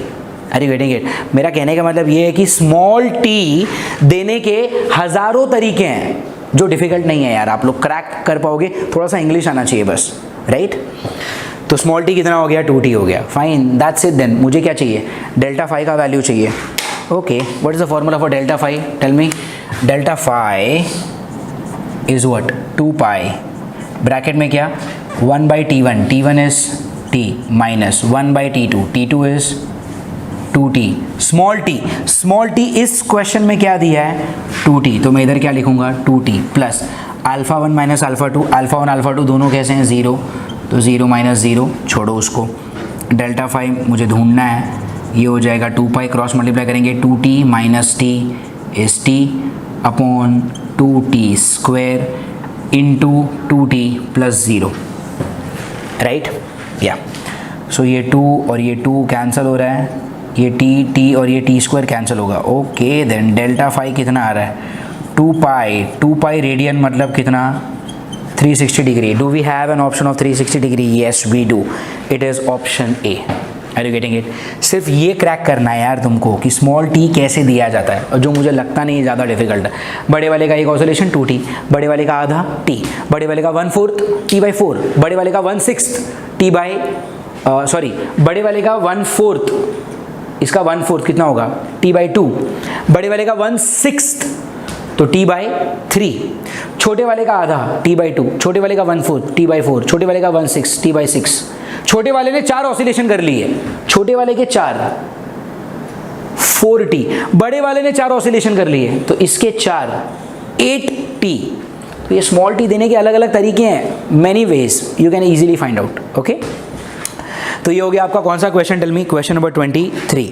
Now let's have a look at the next question which is what, question number 24। तो अब इतना हो चुका है तो मैं चाहूँगा कि आप लोग क्वेश्चन नंबर 24 एक बार खुद से ट्राई करो, ठीक है? तो pause this video and try solving question number 24 on your own. Definitely आया तो अच्छी बात है, नहीं आया तो यहाँ पे तो हो ही रहा है। Okay fine, let's start now. 24 क्या बोला उन्होंने आपसे, 2 simple pendulums of length 1 metre and 16 metre are both given small displacements in the same direction at the same instant, they will, okay fine, look at this. 2 pendulum दिए आपको, एक का length कितना दिया है 1 मीटर, एक का लेंथ आपको दिया है 16 मीटर। देखो लेंथ दिया मतलब यहाँ से आप टाइम पीरियड निकाल सकते हो। टाइम क्या होता है, directly proportional to root L ना, तो क्या लिखोगे, T2/T1 इज L2/L1। तो T2/T1 कितना हो गया, सोचो, L2 मतलब 16, L1 मतलब 1, 16/1 इज 16, 16 का रूट कितना 4, तो यहाँ से क्या मिलेगा, T2 इज 4T1, है ना, T2 इज व्हाट 4T1। लिख लो आप कि late T1 B T, therefore T2 क्या हो जाएगा, 4T हो जाएगा, ठीक है? आगे उन्होंने क्या बोला आपको, they will again be in phase after the shorter pendulum has completed whatever oscillation। एक छोटा सा चीज आप समझो, in phase का मतलब क्या होता है, what do you mean by in phase? in phase का मतलब होता है कि जब आपके दोनों पेंडुलम के फेज में जो डिफरेंस है ना वो 360 या तो मल्टीपल ऑफ 360 है। जैसे कि मैंने क्या बोला, in phase means what, in phase का ना इन फेज का एक सिनोनिम फिजिक्स में आप ये मान सकते हो कि in phase means same phase. Okay, in phase का मतलब क्या होता है, सेम फेज होता है। तो सेम फेज का मतलब क्या होगा कि या तो आपका फेज डिफरेंस 0 है, ठीक है, दोनों में कोई डिफरेंस ही नहीं है, या तो फिर अगर डिफरेंस है भी तो वो कैसा है, मल्टीपल ऑफ 360, मतलब 360, 720, 1080, 1440 and so on. Are you getting it? I repeat, in phase का मतलब क्या, इन फेज का मतलब आपका जो फेज डिफरेंस है वो 0, 360, 720, 1080, 1440, मतलब या तो 0 या तो मल्टीपल ऑफ 360 होगा। ये सारे तो मैंने डिग्री में लिखे हैं। रेडियन में क्या होगा, 0, 360 मतलब क्या, 2 pi radian, 4 pi radian, 6 pi radian, are you getting it, 8 pi radian and so on. तो जब भी फेज डिफरेंस ये सब होता है ना तो आप उसको क्या बोलते हो, इन फेज या फिर व्हाट, सेम फेज। समझा? ये बहुत ही ध्यान से सुनना समझना, क्योंकि ये आपको लाइट वाले चैप्टर्स में बहुत काम आने वाला है। जैसे वेव थ्योरी और लाइट हो गया, इंटरफेरेंस डायफ्रैक्शन हो गया, वहाँ पर ये आपकी बहुत हेल्प करेगा। तो ये एक कॉन्सेप्ट होता है इन फेज वाला, और उसी तरह एक कॉन्सेप्ट होता है आउट ऑफ फेज। ओके, एक कॉन्सेप्ट क्या होता है, out of phase. Out of phase का सिनोनिम फिजिक्स में हम मानेंगे opposite phase. Okay, and opposite phase का मतलब क्या होता है कि आपका जो फेज डिफरेंस है, आपका जो फेज डिफरेंस है, it is the odd multiple of pi. Odd multiple of pi मतलब क्या, पाई, 3 पाई, 5 पाई, 7 पाई, 9 पाई एंड सो ऑन। समझ में आ रही है? तो इन सारी चीज़ों को हम क्या बोलते हैं, आउट ऑफ फेज। इन सारी चीज़ों को हम क्या बोलते हैं, इन फेज। तो देखो, अगर डिफरेंस 0 है तो इन फेज, बट अगर पाई है तो आउट ऑफ फेज। अगर डिफरेंस 2 पाई है, in phase, 3 pi out of phase, 4 pi in phase, 5 pi out of phase, 6 pi in phase, 7 pi out of phase. Are you getting it? तो ये होता है in phase and out phase. Fine, okay. अब आपको क्या बोला है, आपको ये बोला गया है कि they will again be in phase after. In phase मतलब इनडायरेक्टली उन्होंने आपको डेल्टा फाई दे दी है।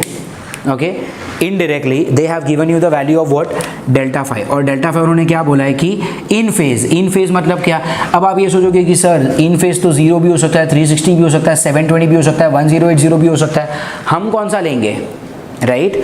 तो आपको देखो क्या लेना है, this is called as first time in phase. इसको क्या बोलेंगे, फर्स्ट टाइम इन फेज। इसको क्या बोलेंगे, सेकेंड टाइम इन फेज। इसको क्या बोलेंगे, third time in phase. Are you getting it? तो अगर फर्स्ट टाइम इन फेज कभी आ रहा है 360 पे, 360 मतलब क्या, 2 पाई, तो आपका डेल्टा फाई क्या हो गया, 2 pi radian. Are you getting it? And alpha 1 and alpha 2 are same. कैसे मालूम, देखो वहाँ पे चेक करो, उन्होंने क्या बोला है, उन्होंने बोला है that they both are given displacement in the same direction at the same time. Okay, in the same direction at the same time. तो अल्फा 1 अल्फा 2 कैसे हो गए, सेम हो गए। फाइन, देन अब क्या करेंगे हम लोग, we will just follow the formula. Delta phi is equal to 2 pi 1 by T1 minus 1 by T2 into small t plus alpha 1 minus alpha 2। 2 pi 1 by T1, T1 क्या है, T, 1 by T2, T2 क्या है, 4t, small t मुझे ढूंढना है, plus alpha 1 alpha 2, कुछ भी रहने दो यार, अल्फा 1 अल्फा 2 सेम है, तो सेम चीज़ों को सब्ट्रैक्ट करोगे तो 0 ही आएगा। वैसे डेल्टा फाई की वैल्यू क्या दी है उन्होंने, डेल्टा फाई की वैल्यू उन्होंने दी है 2 पाई, तो ये 2 पाई कैंसिल हुआ, यहाँ पे बचा 1, इधर क्या है 4t minus t is 3t upon 4t square into small t। Are you getting it? अब यहाँ पे देखो, ये t और ये t कैंसिल हो रहा है, स्मॉल t क्या बचा, स्मॉल t क्या बना, स्मॉल t बनता है 4t by 3। Okay, small t क्या बना, 4t बाई 3। अब यहाँ से देखो, what is a small interesting part, आपका स्मॉल t आया है 4t बाई 3। क्या मैं इसको ऐसे लिख सकता हूँ, that small t is equal to 4/3t। लिख सकते हो ना यार, 4t/3 को मैं लिख सकता हूँ 4/3 टाइम्स टी, या फिर आप इसको ऐसे भी लिख सकते हो small t is equal to 1/3 times 4t, right. आप इसको 4/3t लिख सकते हो, या फिर आप इसको क्या लिख सकते हो 1/3 टाइम्स 4t। अब देखो ये स्मॉल टी क्या है, छोटे वाले का टाइम पीरियड है ना, टीपी लिख रहा हूं मैं, TP is what time period of smaller pendulum. और ये 4t क्या है, ये है time period of bigger pendulum. तो ये देखो छोटे वाले ने कितने ऑसिलेशंस किए, 4/3, ये आगे क्या है नंबर ऑफ ऑसिलेशंस, और बड़े वाले ने कितने ऑसिलेशंस किए 1/3, तो ये भी क्या है number of oscillations. Are you getting it? तो आपको स्मॉल टी पूछा है ना, तो स्मॉल टी ऑप्शन में दो तरीके से दिया हो सकता है, या तो आपको बोलेंगे कि 4/3 ऑसिलेशंस ऑफ स्मॉलर पेंडुलम, या फिर आपको दिया जाएगा 1/3 ऑसिलेशंस ऑफ बिगर पेंडुलम, और दोनों ही सही है, आपको दोनों में से कोई एक मैच करना है। तो if you look at the question में आपको क्या पूछा है, they will be in phase after the shorter pendulum has completed what oscillation. Shorter मतलब छोटा, तो छोटा वाला ना स्मॉलर पेंडुलम का कितना नंबर ऑफ ऑसिलेशंस है 4/3, तो आंसर आएगा 4/3 which is option C. Same चीज में सिर्फ शॉर्टर वर्ड हटा के अगर मैंने लार्जर डाल दिया होता तो आंसर आता 1/3, एंड फॉर्चुनेटली यहाँ पर 1/3 का कोई ऑप्शन नहीं है, बट मैं ऑप्शन में ऐसा एक ऑप्शन एग्जाम में मैं ऐसा एक ऑप्शन दे सकता हूँ 1/3 वाला, तो वहाँ पर आपके पास दोनों चॉइस होंगी। आप अगर स्मॉलर पेंडुलम के फॉर्म में आंसर लिखना चाहते हो तो 4/3 आएगा, अगर आप बिगर पेंडुलम के फॉर्म में आंसर लिखना चाहते हो तो आंसर 1/3 आएगा। Are you getting it? So then these are, like this is one of the very typical questions on simple pendulum जो पूछा जाता है। मुझे ये बहुत ही ईजी लगता है, बहुत इंटरेस्टिंग भी है, ये आया मतलब 4 मार्क्स मिलना चाहिए, ठीक है। सिंपल सी चीज़ है, अल्फा 1 अल्फा 2 डायरेक्टली इनडायरेक्टली दिया रहेगा, T1 और T2 डायरेक्टली इनडायरेक्टली दिया रहेगा, डेल्टा फाई और T दोनों में से एक देते हैं और एक पूछते हैं। पिछले क्वेश्चन में हमको टाइम दिया गया था, इस क्वेश्चन में हमको टाइम पूछा गया है। पिछले क्वेश्चन में मैंने डेल्टा फाई निकाला था, अभी मेरे को डेल्टा फाई दिया है, बट डेल्टा फाई देने के भी उनकी एक लैंग्वेज होती है, वो लैंग्वेज हमने यहाँ पे देखी। अगर उन्होंने बोला इन फेज मतलब ये सारे वैल्यू हो सकते हैं डेल्टा फाई के, अगर उन्होंने बोला आउट ऑफ फेज मतलब ये सारे वैल्यू हो सकते हैं आउट ऑफ फेज के। Are you getting it? So that is all that you had to know about this type of questions on simple pendulum. एक और काफ़ी अच्छा टाइप है इसमें, जो है क्वेश्चन नंबर 21, ठीक है। सो नाउ आप इसको कॉपी कर लो and then let's have a look at the next set of question, that is question number 21. So now let's have a look at the next question, that is question number 21. And question number 21 कौन से type का है पहले मैं आपको ये बता देता हूँ, and then we will start solving this. देखो हमको पता है टाइम पीरियड का फॉर्मूला क्या होता है 2π√L/g। तो यहाँ से we know that टाइम पीरियड कैसा होता है √g होता है, इनवर्सली प्रोपोर्शनल टू √g होता है, राइट। अब एक सिंपल सा क्वेश्चन आएगा, जैसे आप सोचो यहाँ पे कि ये सिंपल पेंडुलम है, ये सब अपना मस्त रोटेट कर रहा है, रोटेट नहीं सॉरी ऑसिलेट कर रहा है, फाइन। इसका कुछ तो टाइम पीरियड होगा, लेट अस से इसका टाइम पीरियड है t। अब मैं क्या करता हूँ, इसको ना पानी में डाल देता हूँ, ये पूरा पानी है। अब मैंने इसको पानी में ले जाके डिस्प्लेस किया और मैंने इसको बोला कि अब तू पानी में रोटेट कर, तो आपको पूछा है कि इसका पानी में टाइम पीरियड क्या होगा। Are you getting it? अब सोचो सिंपल पेंडुलम पहले हवा में, I mean it was oscillating in air and now it is oscillating where? In water. So if it starts oscillating in water, क्या बदल गया? क्या 2π चेंज हो रहा है? नहीं, वो तो कांस्टेंट है। क्या उसका लेंथ बदल गया? नहीं, हवा में था तभी भी लेंथ उतना था और पानी में भी लेंथ तो उतना ही है, तो is L changing? No. How about G? Yes, G changes. हमको पता है कि कोई भी चीज़ पानी में डालने के बाद वजन में हल्की हो जाती है, बोयेंसी, राइट, अपथ्रस्ट, स्कूल में पढ़ा होगा। 12th स्टैंडर्ड में इसको हम लोग डिटेल में पढ़ेंगे. There is this chapter called as mechanical properties of fluid, जहाँ पर हम लोग ये सब पढ़ने वाले हैं. And I am only going to discuss that thing with you. So वहाँ पर मैं आपको ये वापस पढ़ाने वाला हूँ मैकेनिकल प्रॉपर्टीज ऑफ फ्लूइड में. बट एज ऑफ नाउ इतना तो पता ही होगा सबको कि कोई भी चीज़ को यार जब पानी में डाला तो वज़न में हल्का हो जाता है. अब सोचो, अगर वज़न में हल्का होता है मतलब क्या, वेट क्या है mg. आप बोलते हो कि पानी में डाल के वेट कम हो रहा है, क्या मास कम हो सकता है? नहीं ना, मास तो कांस्टेंट ही है. मतलब क्या, पानी के अंदर जो g लगता है ना वो कम लगता है. Are you getting it? तो पानी में g कम लग रहा है तभी तो वजन कम हो रहा है यार, मास तो चेंज नहीं होता. ठीक है, तो इसका मतलब when you put this pendulum in water, okay, when you put this pendulum in water, what gets affected?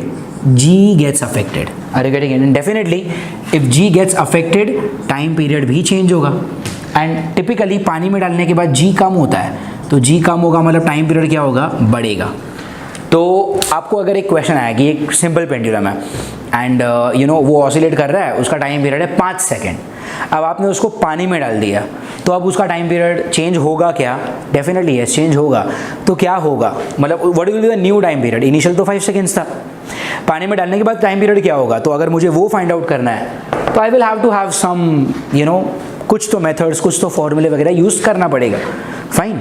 सो उस टाइप के क्वेश्चंस हम सॉल्व करने वाले हैं under question number 21. Okay, now एक फॉर्मूला है जो आपको अभी के लिए याद रखना है. ओके, अभी के लिए आपको वो याद रखना है. बट डेफिनेटली इस फॉर्मूला का डेरिवेशन हम लोग तब करेंगे when we are discussing the chapter of what, mechanical properties of fluid. ठीक है, उसमें सब कुछ पानी के बारे में, हर टाइप के लिक्विड के बारे में हम लोग पढ़ने वाले हैं. तो तब ये फॉर्मूला मैं डिराइव करके बताऊंगा. एज ऑफ नाउ इसको याद रख लो.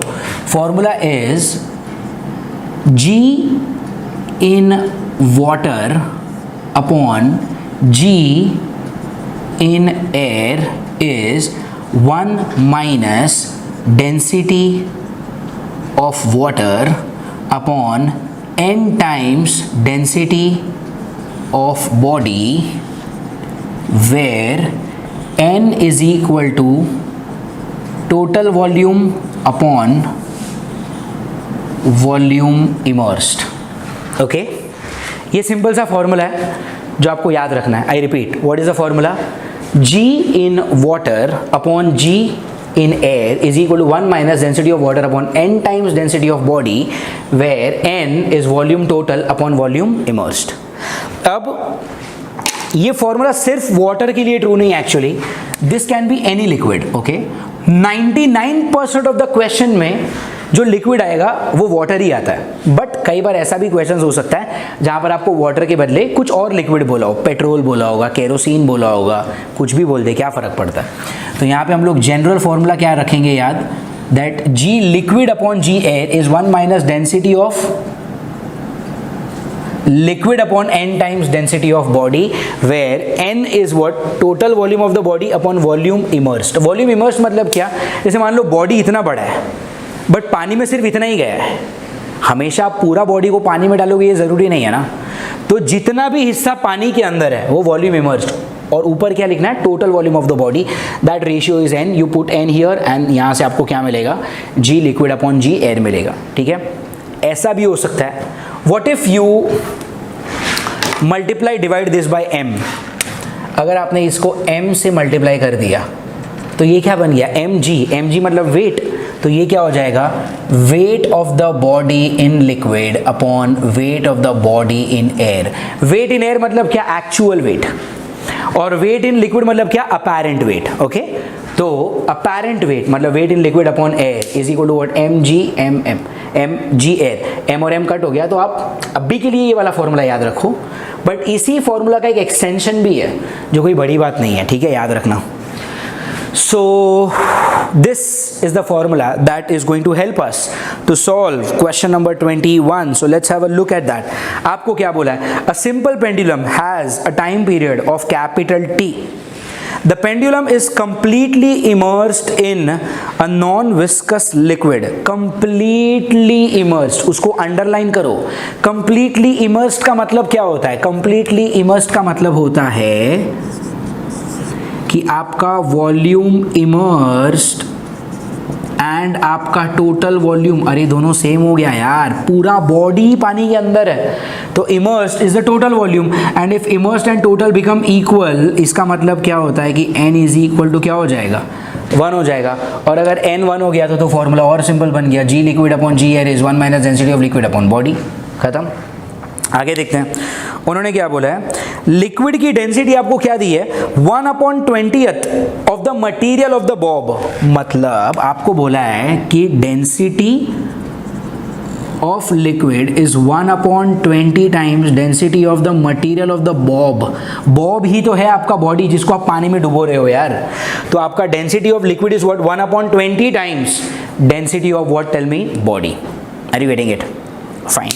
एंड नाउ उन्होंने आपसे क्या पूछा है, the time period of the pendulum when immersed in liquid, मतलब उन्होंने मुझे पूछा है कि लिक्विड के अंदर इस बॉडी का टाइम पीरियड क्या होगा, और एयर के अंदर उन्होंने मुझे टाइम पीरियड t दिया है। पढ़ो, read the first line itself, a simple pendulum has a time period of t, okay then मुझे टाइम पीरियड एयर में क्या दिया है, t, पानी के अंदर पूछा है, पानी मतलब लिक्विड के अंदर पूछा है, density of liquid is 1/20 times density of body, और आपको बोला है कि इमर्स्ड वॉल्यूम और टोटल वॉल्यूम दोनों सेम है। डायरेक्टली नहीं बोला, उन्होंने आपको बोला है कि पूरे बॉडी को पानी में डाल दिया, पूरा बॉडी को अगर पानी में डाला मतलब क्या, immersed is equal to total which is equal to what, n is equal to 1, ठीक है, सिंपल है। देन क्या करेंगे, टाइम पीरियड का फॉर्मूला यूज करेंगे, time period t is equal to 2 pi root of L by g. मुझे मालूम है कि टाइम पीरियड कैसा है, इनवर्सली प्रोपोर्शनल टू g है, okay fine. What will I do, मैं लिखूंगा time period in air upon time period in liquid is equal to g liquid upon g air, ठीक है। मैंने इधर ऊपर लिक्विड लिखना पसंद किया बिकॉज मेरे पास फॉर्मूला में ऊपर लिक्विड है ना, एंड इसीलिए मैंने जी लिक्विड ऊपर लिखना था, इसीलिए मैंने टाइम लिक्विड नीचे लिखा, ओके। तो T air upon T liquid is equal to G liquid upon G air, okay. And now I have this formula, G liquid upon air का तो पूरा फॉर्मूला ही है अपने पास। जी लिक्विड अपॉन एयर की जगह पे मैं क्या लिखूंगा, 1 minus density of liquid upon n times, मतलब 1 टाइम तो नहीं लिख रहा, डेंसिटी ऑफ बॉडी, है ना, density of what, body. And यहाँ से देखो ना, लिक्विड और बॉडी का रेशियो क्या आएगा, बॉडी को नीचे ले लो तो density of liquid upon body is what, 1/20, तो इधर क्या आएगा, 1 माइनस 1/20, ओके। एंड लेफ्ट में क्या आपके पास, time period in air upon liquid is equal to, this is what, 20 minus 1 is 19/20 times, sorry 19/20 root में, एंड मुझे लिक्विड पूछा था ना, तो हम लोग इसको क्या करेंगे, उल्टा करेंगे, तो ये क्या हो जाएगा, time period of liquid upon time period of air is equal to what, root of 20/19। Time period in air मेरे को क्या दिया है, t, तो मैं यहाँ पे क्या डालूंगा, t, और फिर इसी t को यहाँ पे ले लो ना, आर यू गेटिंग इट, तो आपको मिलेगा what, you will find time period of liquid as root of 20/19 times t, and 20/19 times t happens to be option number A. Are you getting it? So इस तरह से आप question solve करेंगे। Question number 21, देखो मैं आपको पहले ही बोल रहा हूँ, सिंपल पेंडुलम के जो भी सिंपल से क्वेश्चंस हैं जो आपको करने में बहुत मजा आएगा, करने में बहुत कम टाइम लगेंगे, 1 या 2 लाइन में हो जाएगा, वो सब के टाइप के क्वेश्चंस भी आते हैं, वो सब टाइप भी इंपॉर्टेंट है, जैसे directly proportional to L, directly inversely proportional to g आपको यू नो प्लैनेट और किसी और प्लैनेट का मास और रेडियस ग्रेविटेशन के साथ मिक्स करके पूछा जाएगा। ये सारे टाइप के क्वेश्चंस भी होते हैं, इंपॉर्टेंट है, बट ये बिकॉज हमने ऑलरेडी ग्रेविटेशन में सब कुछ देख लिया है। लिफ्ट में पूछा जाएगा कि लिफ्ट ऊपर गया तो जी बनेगा जी प्लस ए, लिफ्ट नीचे आएगा तो जी बनेगा जी माइनस ए, ये सब कुछ हमने लॉज ऑफ मोशन में किया हुआ है। तो because we have done all this you know already, level 2 में वो सब के क्वेश्चंस नहीं है, बट डेफिनेटली होमवर्क में लेवल 1 में आपको वो सब के क्वेश्चंस भी मिलेंगे, and I am definitely expecting कि ये सारे क्वेश्चंस आपको खुद से आएंगे। जो नए टाइप के क्वेश्चन है, जैसे इसके पहले देखा फेज डिफरेंस वाला, या फिर ये पानी में डुबोने के बाद आपका नया टाइम पीरियड क्या होगा, ये सारे जो नए टाइप के क्वेश्चंस है, that is what we have discussed right now, okay. तो ये हो गया आपका कौन सा question, tell me, question number 21, okay. Now there is one more question, question number 26। अब ये जो क्वेश्चन नंबर 26 है ना, बेसिकली ये हम लोग कब करेंगे पता है, आप अपने बुक में देखो नीचे टाइप 5 दिया है, type 5 is what, spring pendulum. तो ये जो क्वेश्चन नंबर 26 है ना, ये एक्चुअली स्प्रिंग पेंडुलम के टाइप का क्वेश्चन है, वो गलती से यहाँ पर आ गया है, तो 26 हम लोग अभी नहीं करने वाले, okay. And now I want to solve one question with you which has circular motion mixed with simple pendulum। तो उस पर एक क्वेश्चन करते हैं, question number 22। It's a very nice question. तो by the time I rub the board, what I want you all to do is pause this video, read question number 22 and try solving that question on your own. It is mixed with circular motion. तो आप थोड़ा सा सोच सकते हो कि oscillation definitely पीछे wave motion, stationary wave, optics, इन सब के साथ तो जुड़ा हुआ है ही। वो सारे चैप्टर आपको तब भी समझ में आएंगे अगर आपको लिक्विड अगर आपको ये टॉपिक अच्छे से आ रहा है। But apart from that also जो ऑलरेडी हमारे चैप्टर्स हो चुके हैं 11th में, laws of motion, gravitation, circular motion, इन सारे टॉपिक्स के साथ भी फ्यूज करके ऑसिलेशन के चैप्टर्स में क्वेश्चंस बनाए जा सकते हैं। तो I want you all to understand the gravity of this chapter, the importance of this chapter, okay? Now have a look at question number 22। question number 22 में उन्होंने क्या बोला है कि a simple pendulum oscillates in a vertical plane when it passes through the mean position, okay? a simple pendulum oscillates in a vertical plane। आपको बोला है कि when it passes through the mean position the tension in the spring is 3 times the weight of the bob, okay? What is the maximum displacement of the pendulum of the string with respect to the vertical? देखो आपको ऐसा बोला है, actually ये question है ना, simple pendulum सिर्फ नाम का क्वेश्चन है, ये पूरा का पूरा सर्कुलर मोशन का ही क्वेश्चन है। ये आपका सीलिंग है, ओके, यहाँ पर एक स्ट्रिंग है और यहाँ पर एक बॉब है, ठीक है। ये बॉब ऐसे ऑसिलेट कर रहा होगा, यहाँ से लेके यहाँ तक उसका रेंज होगा, ओके। इधर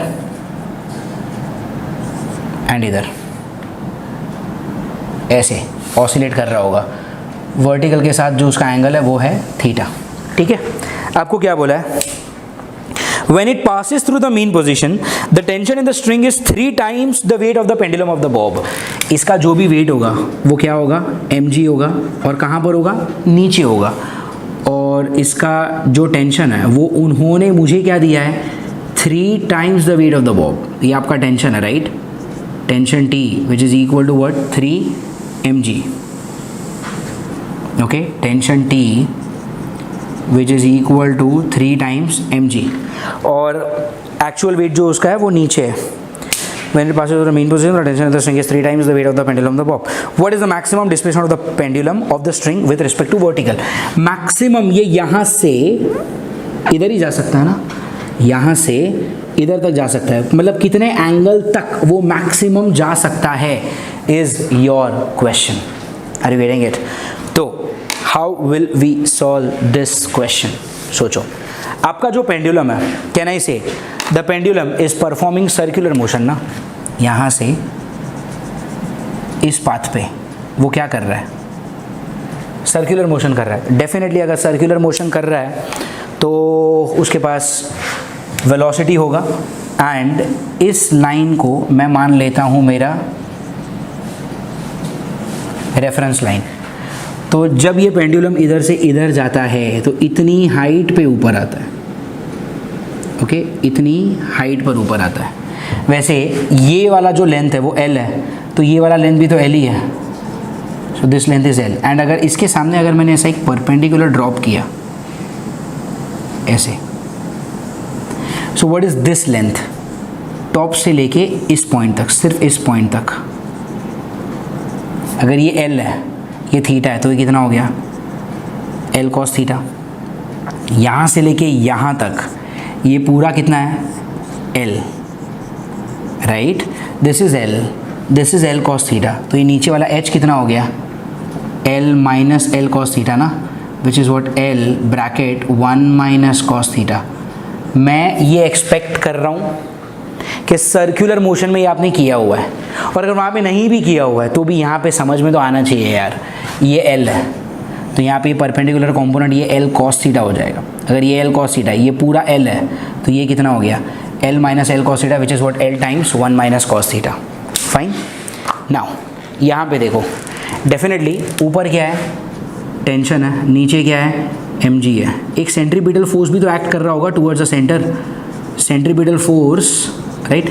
अरे बिना सेंट्रीपिटल के सर्कुलर मोशन कंप्लीट कैसे कर रहा है? What is that centripetal force? Centripetal force हो जाएगा T minus m g, right. और T कितना है? 3mg minus m g. So 3mg minus m g, ये कितना हो गया? 2mg. वैसे सेंट्रीपिटल फोर्स का फॉर्मूला कितना होता है? mv square upon r. इस सर्कल की रेडियस क्या है? लेंथ. तो यहाँ से m और ये m कैंसिल हो रहा है, ये l जाएगा इस तरफ. आपका v कितना बनेगा? Root of 2lg. ओके, आपका v कितना बनेगा? Root of 2lg. मतलब जब आपका पेंडुलम मीन पोजीशन से पास हो रहा है ना, यहाँ से जब आपका पेंडुलम पास हो रहा है इस जगह से, तो ये जो वेलोसिटी है वो कितना आया? Root of 2lg. Okay fine. अब मुझे इतना तो पता है कि if this happens to be the maximum position, मतलब ये क्या इधर से आएगा, घूमेगा घूमेगा इधर तक इधर तक इधर तक, और यहाँ पे आके रुकेगा. इसके और ऊपर नहीं जा रहा है यार, यहाँ पे आके रुका, यहाँ पे आके रुका, मतलब इस जगह पर आपकी वेलोसिटी क्या हो जाती है? जीरो हो जाती है, right. So if I take this point as point A, if I take this point as point B, क्या मैं पॉइंट ए पॉइंट बी पर कंजर्वेशन ऑफ एनर्जी ले सकता हूँ? That total energy at A is equal to total energy at B, है ना. Total energy at A is equal to total energy at B. Total energy at A क्या होगा? Tell me. Kinetic eight A plus potential at A plus kinetic at B plus potential at B, right. Now, what is the formula for kinetic energy at A? Half mv square. Potential at A zero आएगा यार. A को ही तो मैंने reference मान लिया है, तो potential at A zero. Kinetic at B zero आ जाएगा, क्योंकि जब ये बॉब B तक पहुंचेगा it is going to stop there. It stops. If it stops it has a velocity of what?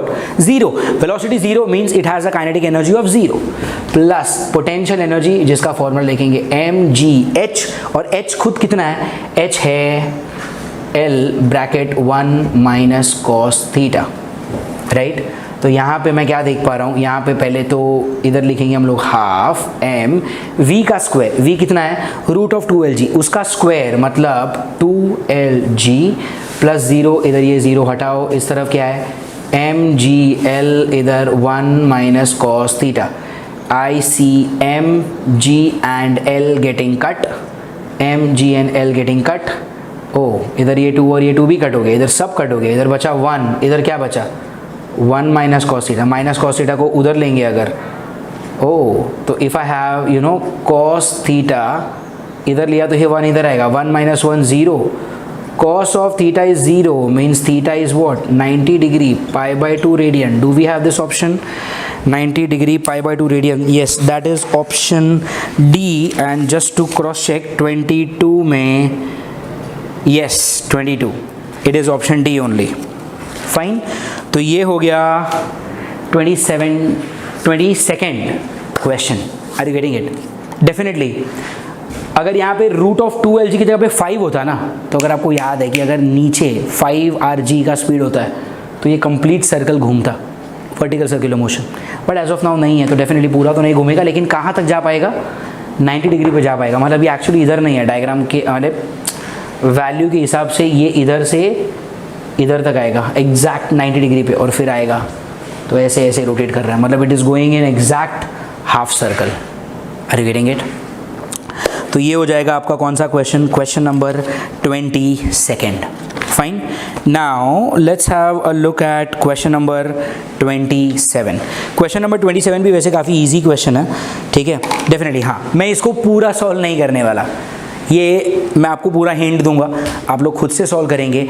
And अगर आपको कोई डाउट है तो हम लोग इसको जूम पे मिलके we will solve it live. But here I'm going to give you the maximum possible hint. मतलब ऑलमोस्ट क्वेश्चन मैं सॉल्व कर रहा हूँ, सिर्फ मैथमेटिकल पार्ट मैं आप पे छोड़ रहा हूँ. वैसे अगर आप ऑप्शन देखोगे तो आपको समझ में आ जाएगा why am I not doing the mathematical part. But that you do, we will manage this when we meet on Zoom. ठीक है. Now आपका देखो क्वेश्चन में क्या बोला है. आपके क्वेश्चन में बोला है a clock regulated by a seconds pendulum keeps correct time during the summer. The length of the pendulum increases to this this much of meter. How much will the clock gain और lose in 1 day? सोचो. अगर आपको याद है, first of all the question is what? Question number 27 and it is about seconds pendulum. Seconds pendulum का अगर आपको याद हो, मैंने आपको बोला था लेंथ होता है g by pi square, right? Length कितना होता है? g by pi square. g कितना होता है? 9.8. पाई कितना होता है? 3.142 का स्क्वायर. अगर आपने इसको एग्जैक्ट सॉल्व किया तो 0.99 समथिंग आएगा, जिसको मैं अप्रोक्सीमेटली क्या लिखता हूँ? 1 मीटर लिखता हूँ. मतलब एक प्रॉपर सेकेंड्स पेंडुलम ये क्या है? ये डेफिनेटली मैंने लेंथ किधर लिखा है? Length on surface of earth ना. अरे आपने जी का वैल्यू 9.8 लिया यार, मतलब वो सरफेस ऑफ अर्थ पे इतना लेंथ है. कितना? 0.99 मतलब 1 meter. Fine. Now tell me one thing, if this is the length, तो फिर आपको क्या बोला है? During summer the length of the pendulum increases to 1.01 meter. Summer मतलब क्या? ज़्यादा गर्मी. ज़्यादा गर्मी मतलब क्या? आपके पेंडुलम का जो वायर है, आई मीन जो स्ट्रिंग है, उसकी लेंथ बढ़ेगी ना. हीट की वजह से चीज़ें एक्सपैंड होती हैं. तो जब लेंथ बढ़ेगा तो सोचो टाइम पीरियड का फॉर्मूला क्या होता है? 2 pi root of L by G. If length increases, don't you think even the time period will increase? Time period increase होगा. मतलब टेक्निकली सेकेंड्स पेंडुलम का टाइम पीरियड क्या होना चाहिए? 2 सेकेंड होना चाहिए, लेकिन अब वो 2 से थोड़ा सा ज़्यादा आएगा. आई डोंट नो एग्जैक्टली कितना ज़्यादा, बट थोड़ा सा ज़्यादा आएगा. मे बी 2.01 और मे बी 2.001 ऐसा कुछ. तो टेक्निकली लेंथ कितना होना चाहिए? 1. और लेंथ कितना लेंथ कितना होना चाहिए? 1. और टाइम पीरियड कितना होना चाहिए? Exact 2 seconds. बट अगर गर्मी के दिनों में अगर गर्मी के दिनों में अगर लेंथ बढ़ेगी तो टाइम पीरियड बढ़ेगा. तो जो 2 सेकंड मेजर करना चाहिए था, अब वो शायद 2.001 या ऐसा कुछ मेजर करेगा. मतलब ज़्यादा टाइम लगाएगा. Are you getting it? तो ज़्यादा टाइम लगाना, आप सोच के बताओ, ज़्यादा टाइम लगाना is a gain of time और लूजिंग टाइम? ज़्यादा टाइम लगाना डेफिनेटली इट्स अ लॉस. बहुत लोग सोचेंगे सर टाइम ज़्यादा हुआ ना. ज़्यादा मतलब तो गेन होता है, टाइम में नहीं. सोचो आपका टेस्ट है 1 घंटे में कंप्लीट करना है, बट अगर आप 1 घंटे का काम 1.5 घंटे में करोगे तो आपने आधा घंटा वेस्ट ही किया है ना, ज़्यादा लिया यार. तो टाइम के मामले में टाइम का ज़्यादा लगना इज़ अ लॉस. हाँ, अगर आप 1 घंटे का काम 45 मिनट्स में कर लेते हो तो आपके पास 15 मिनट बचे हैं, राइट? तो जब भी आप टाइम कम लोगे तो आपके पास टाइम गेन होगा. ठीक है, तो यहाँ पे लेंथ बढ़ेगा तो टाइम बढ़ेगा. और टाइम का बढ़ना is not a gain, time का बढ़ना इज अ लॉस. सिर्फ पैसे का बढ़ना गेन होता है. Are you getting it? Time का बढ़ना लॉस होता है. तो अगर टाइम का बढ़ना लॉस है तो ऑप्शन में देखो गेन और लूज के ऊपर तो कोई ऑप्शन सेलेक्ट नहीं होने वाला. तो ये ऐसे डिस्कशन हो गया अपना. नाउ कितना टाइम लूज करेंगे हम लोग इन 1 डे पूछा है. Okay fine. देखो टाइम पीरियड क्या होता है? Directly proportional to root of L. तो डेफिनेटली मैं यहाँ पे लिख सकता हूँ T2 by T1 is root of L2 by L1. T2 मतलब क्या? नया टाइम पीरियड जो मुझे नहीं पता. T1 मतलब क्या? ओरिजिनल सेकेंड्स पेंडुलम का टाइम पीरियड जो कि कितना होता है? 2 सेकेंड. रूट ऑफ L2 मतलब क्या? नया लेंथ उन्होंने क्या दिया है? 1.01. एंड L1 मतलब क्या? ओरिजिनल लेंथ कितना है? 1 meter. Are you getting it? तो डेफिनेटली आप इस चीज़ को सॉल्व करके आप यहाँ से T2 लेकर आ सकते हो, राइट? ये जो T2 आएगा डेफिनेटली ये कैसा आएगा? मोर देन 2 सेकेंड्स, है ना? ये कैसा आएगा? मोर देन 2 सेकेंड्स आएगा. ठीक है. Now if this is more than 2 seconds, okay, if this is more than 2 seconds, तो आपने कितना टाइम लूज किया? तो जो डिफरेंस होगा वही ना. तो ये हो गया आपका क्या? स्टेप 1. स्टेप 2 हम क्या निकाल सकते हैं? Time lost. इधर से जो भी आंसर आया, say this answer is what? x. तो ये जो भी आया x minus 2 will be definitely in seconds ना. इतना सेकेंड आपने क्या किया? लूज किया. तो call it as y.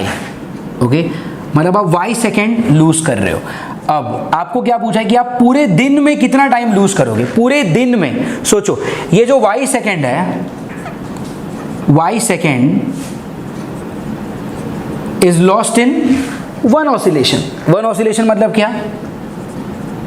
2 seconds. So how many seconds are lost in one full day? One full day में कितने seconds होते हैं, याद है आपको? ग्रेविटेशन के टाइम पे मैंने आपको बताया था 86,400 seconds, है ना?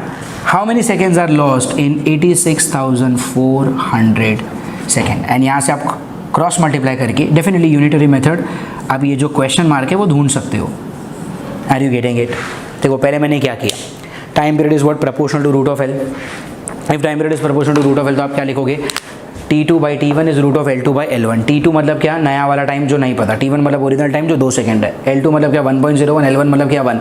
इसको सॉल्व करके आप 2t निकालो. अब ये डेफिनेटली ये जो T2 आएगा वो मोर देन 2 सेकंड्स आएगा. मतलब जो काम 2 सेकंड में होना चाहिए था अब वो शायद 2.0001 में हो रहा है. तो कितना लूज किया आपने टाइम, तो आप डिफरेंस ले लो. तो 2.00001 जो भी टाइम आएगा -2 मतलब इतना सेकंड आप लूज कर रहे हो. ये टाइम आप कितने टाइम में लूज कर रहे हो, तो हर 2 सेकंड पे इतना लूज होगा. तो अगर हर 2 सेकंड में इतना टाइम लूज हो रहा है तो पूरे दिन में कितना लूज होगा? And then you do cross multiply and get me the answer of this question. Are you getting it? तो ये यहाँ से आपको सॉल्व करना है. Okay, so this mathematical part is on you now. So then this completes our discussion from question number 27 हो गया. And I guess आज का लेक्चर भी काफ़ी लेंथी हो चुका है, तो we will stop it for the day. And next time when we meet we will solve the remaining questions. And in the last question, I mean in the last lecture of this chapter हम लोग पढ़ेंगे about spring pendulum. उसका concept भी उधर ही बता दूंगा and MCQs भी हम लोग वहीं पे कर लेंगे. ठीक है? सो that is all for today's lecture.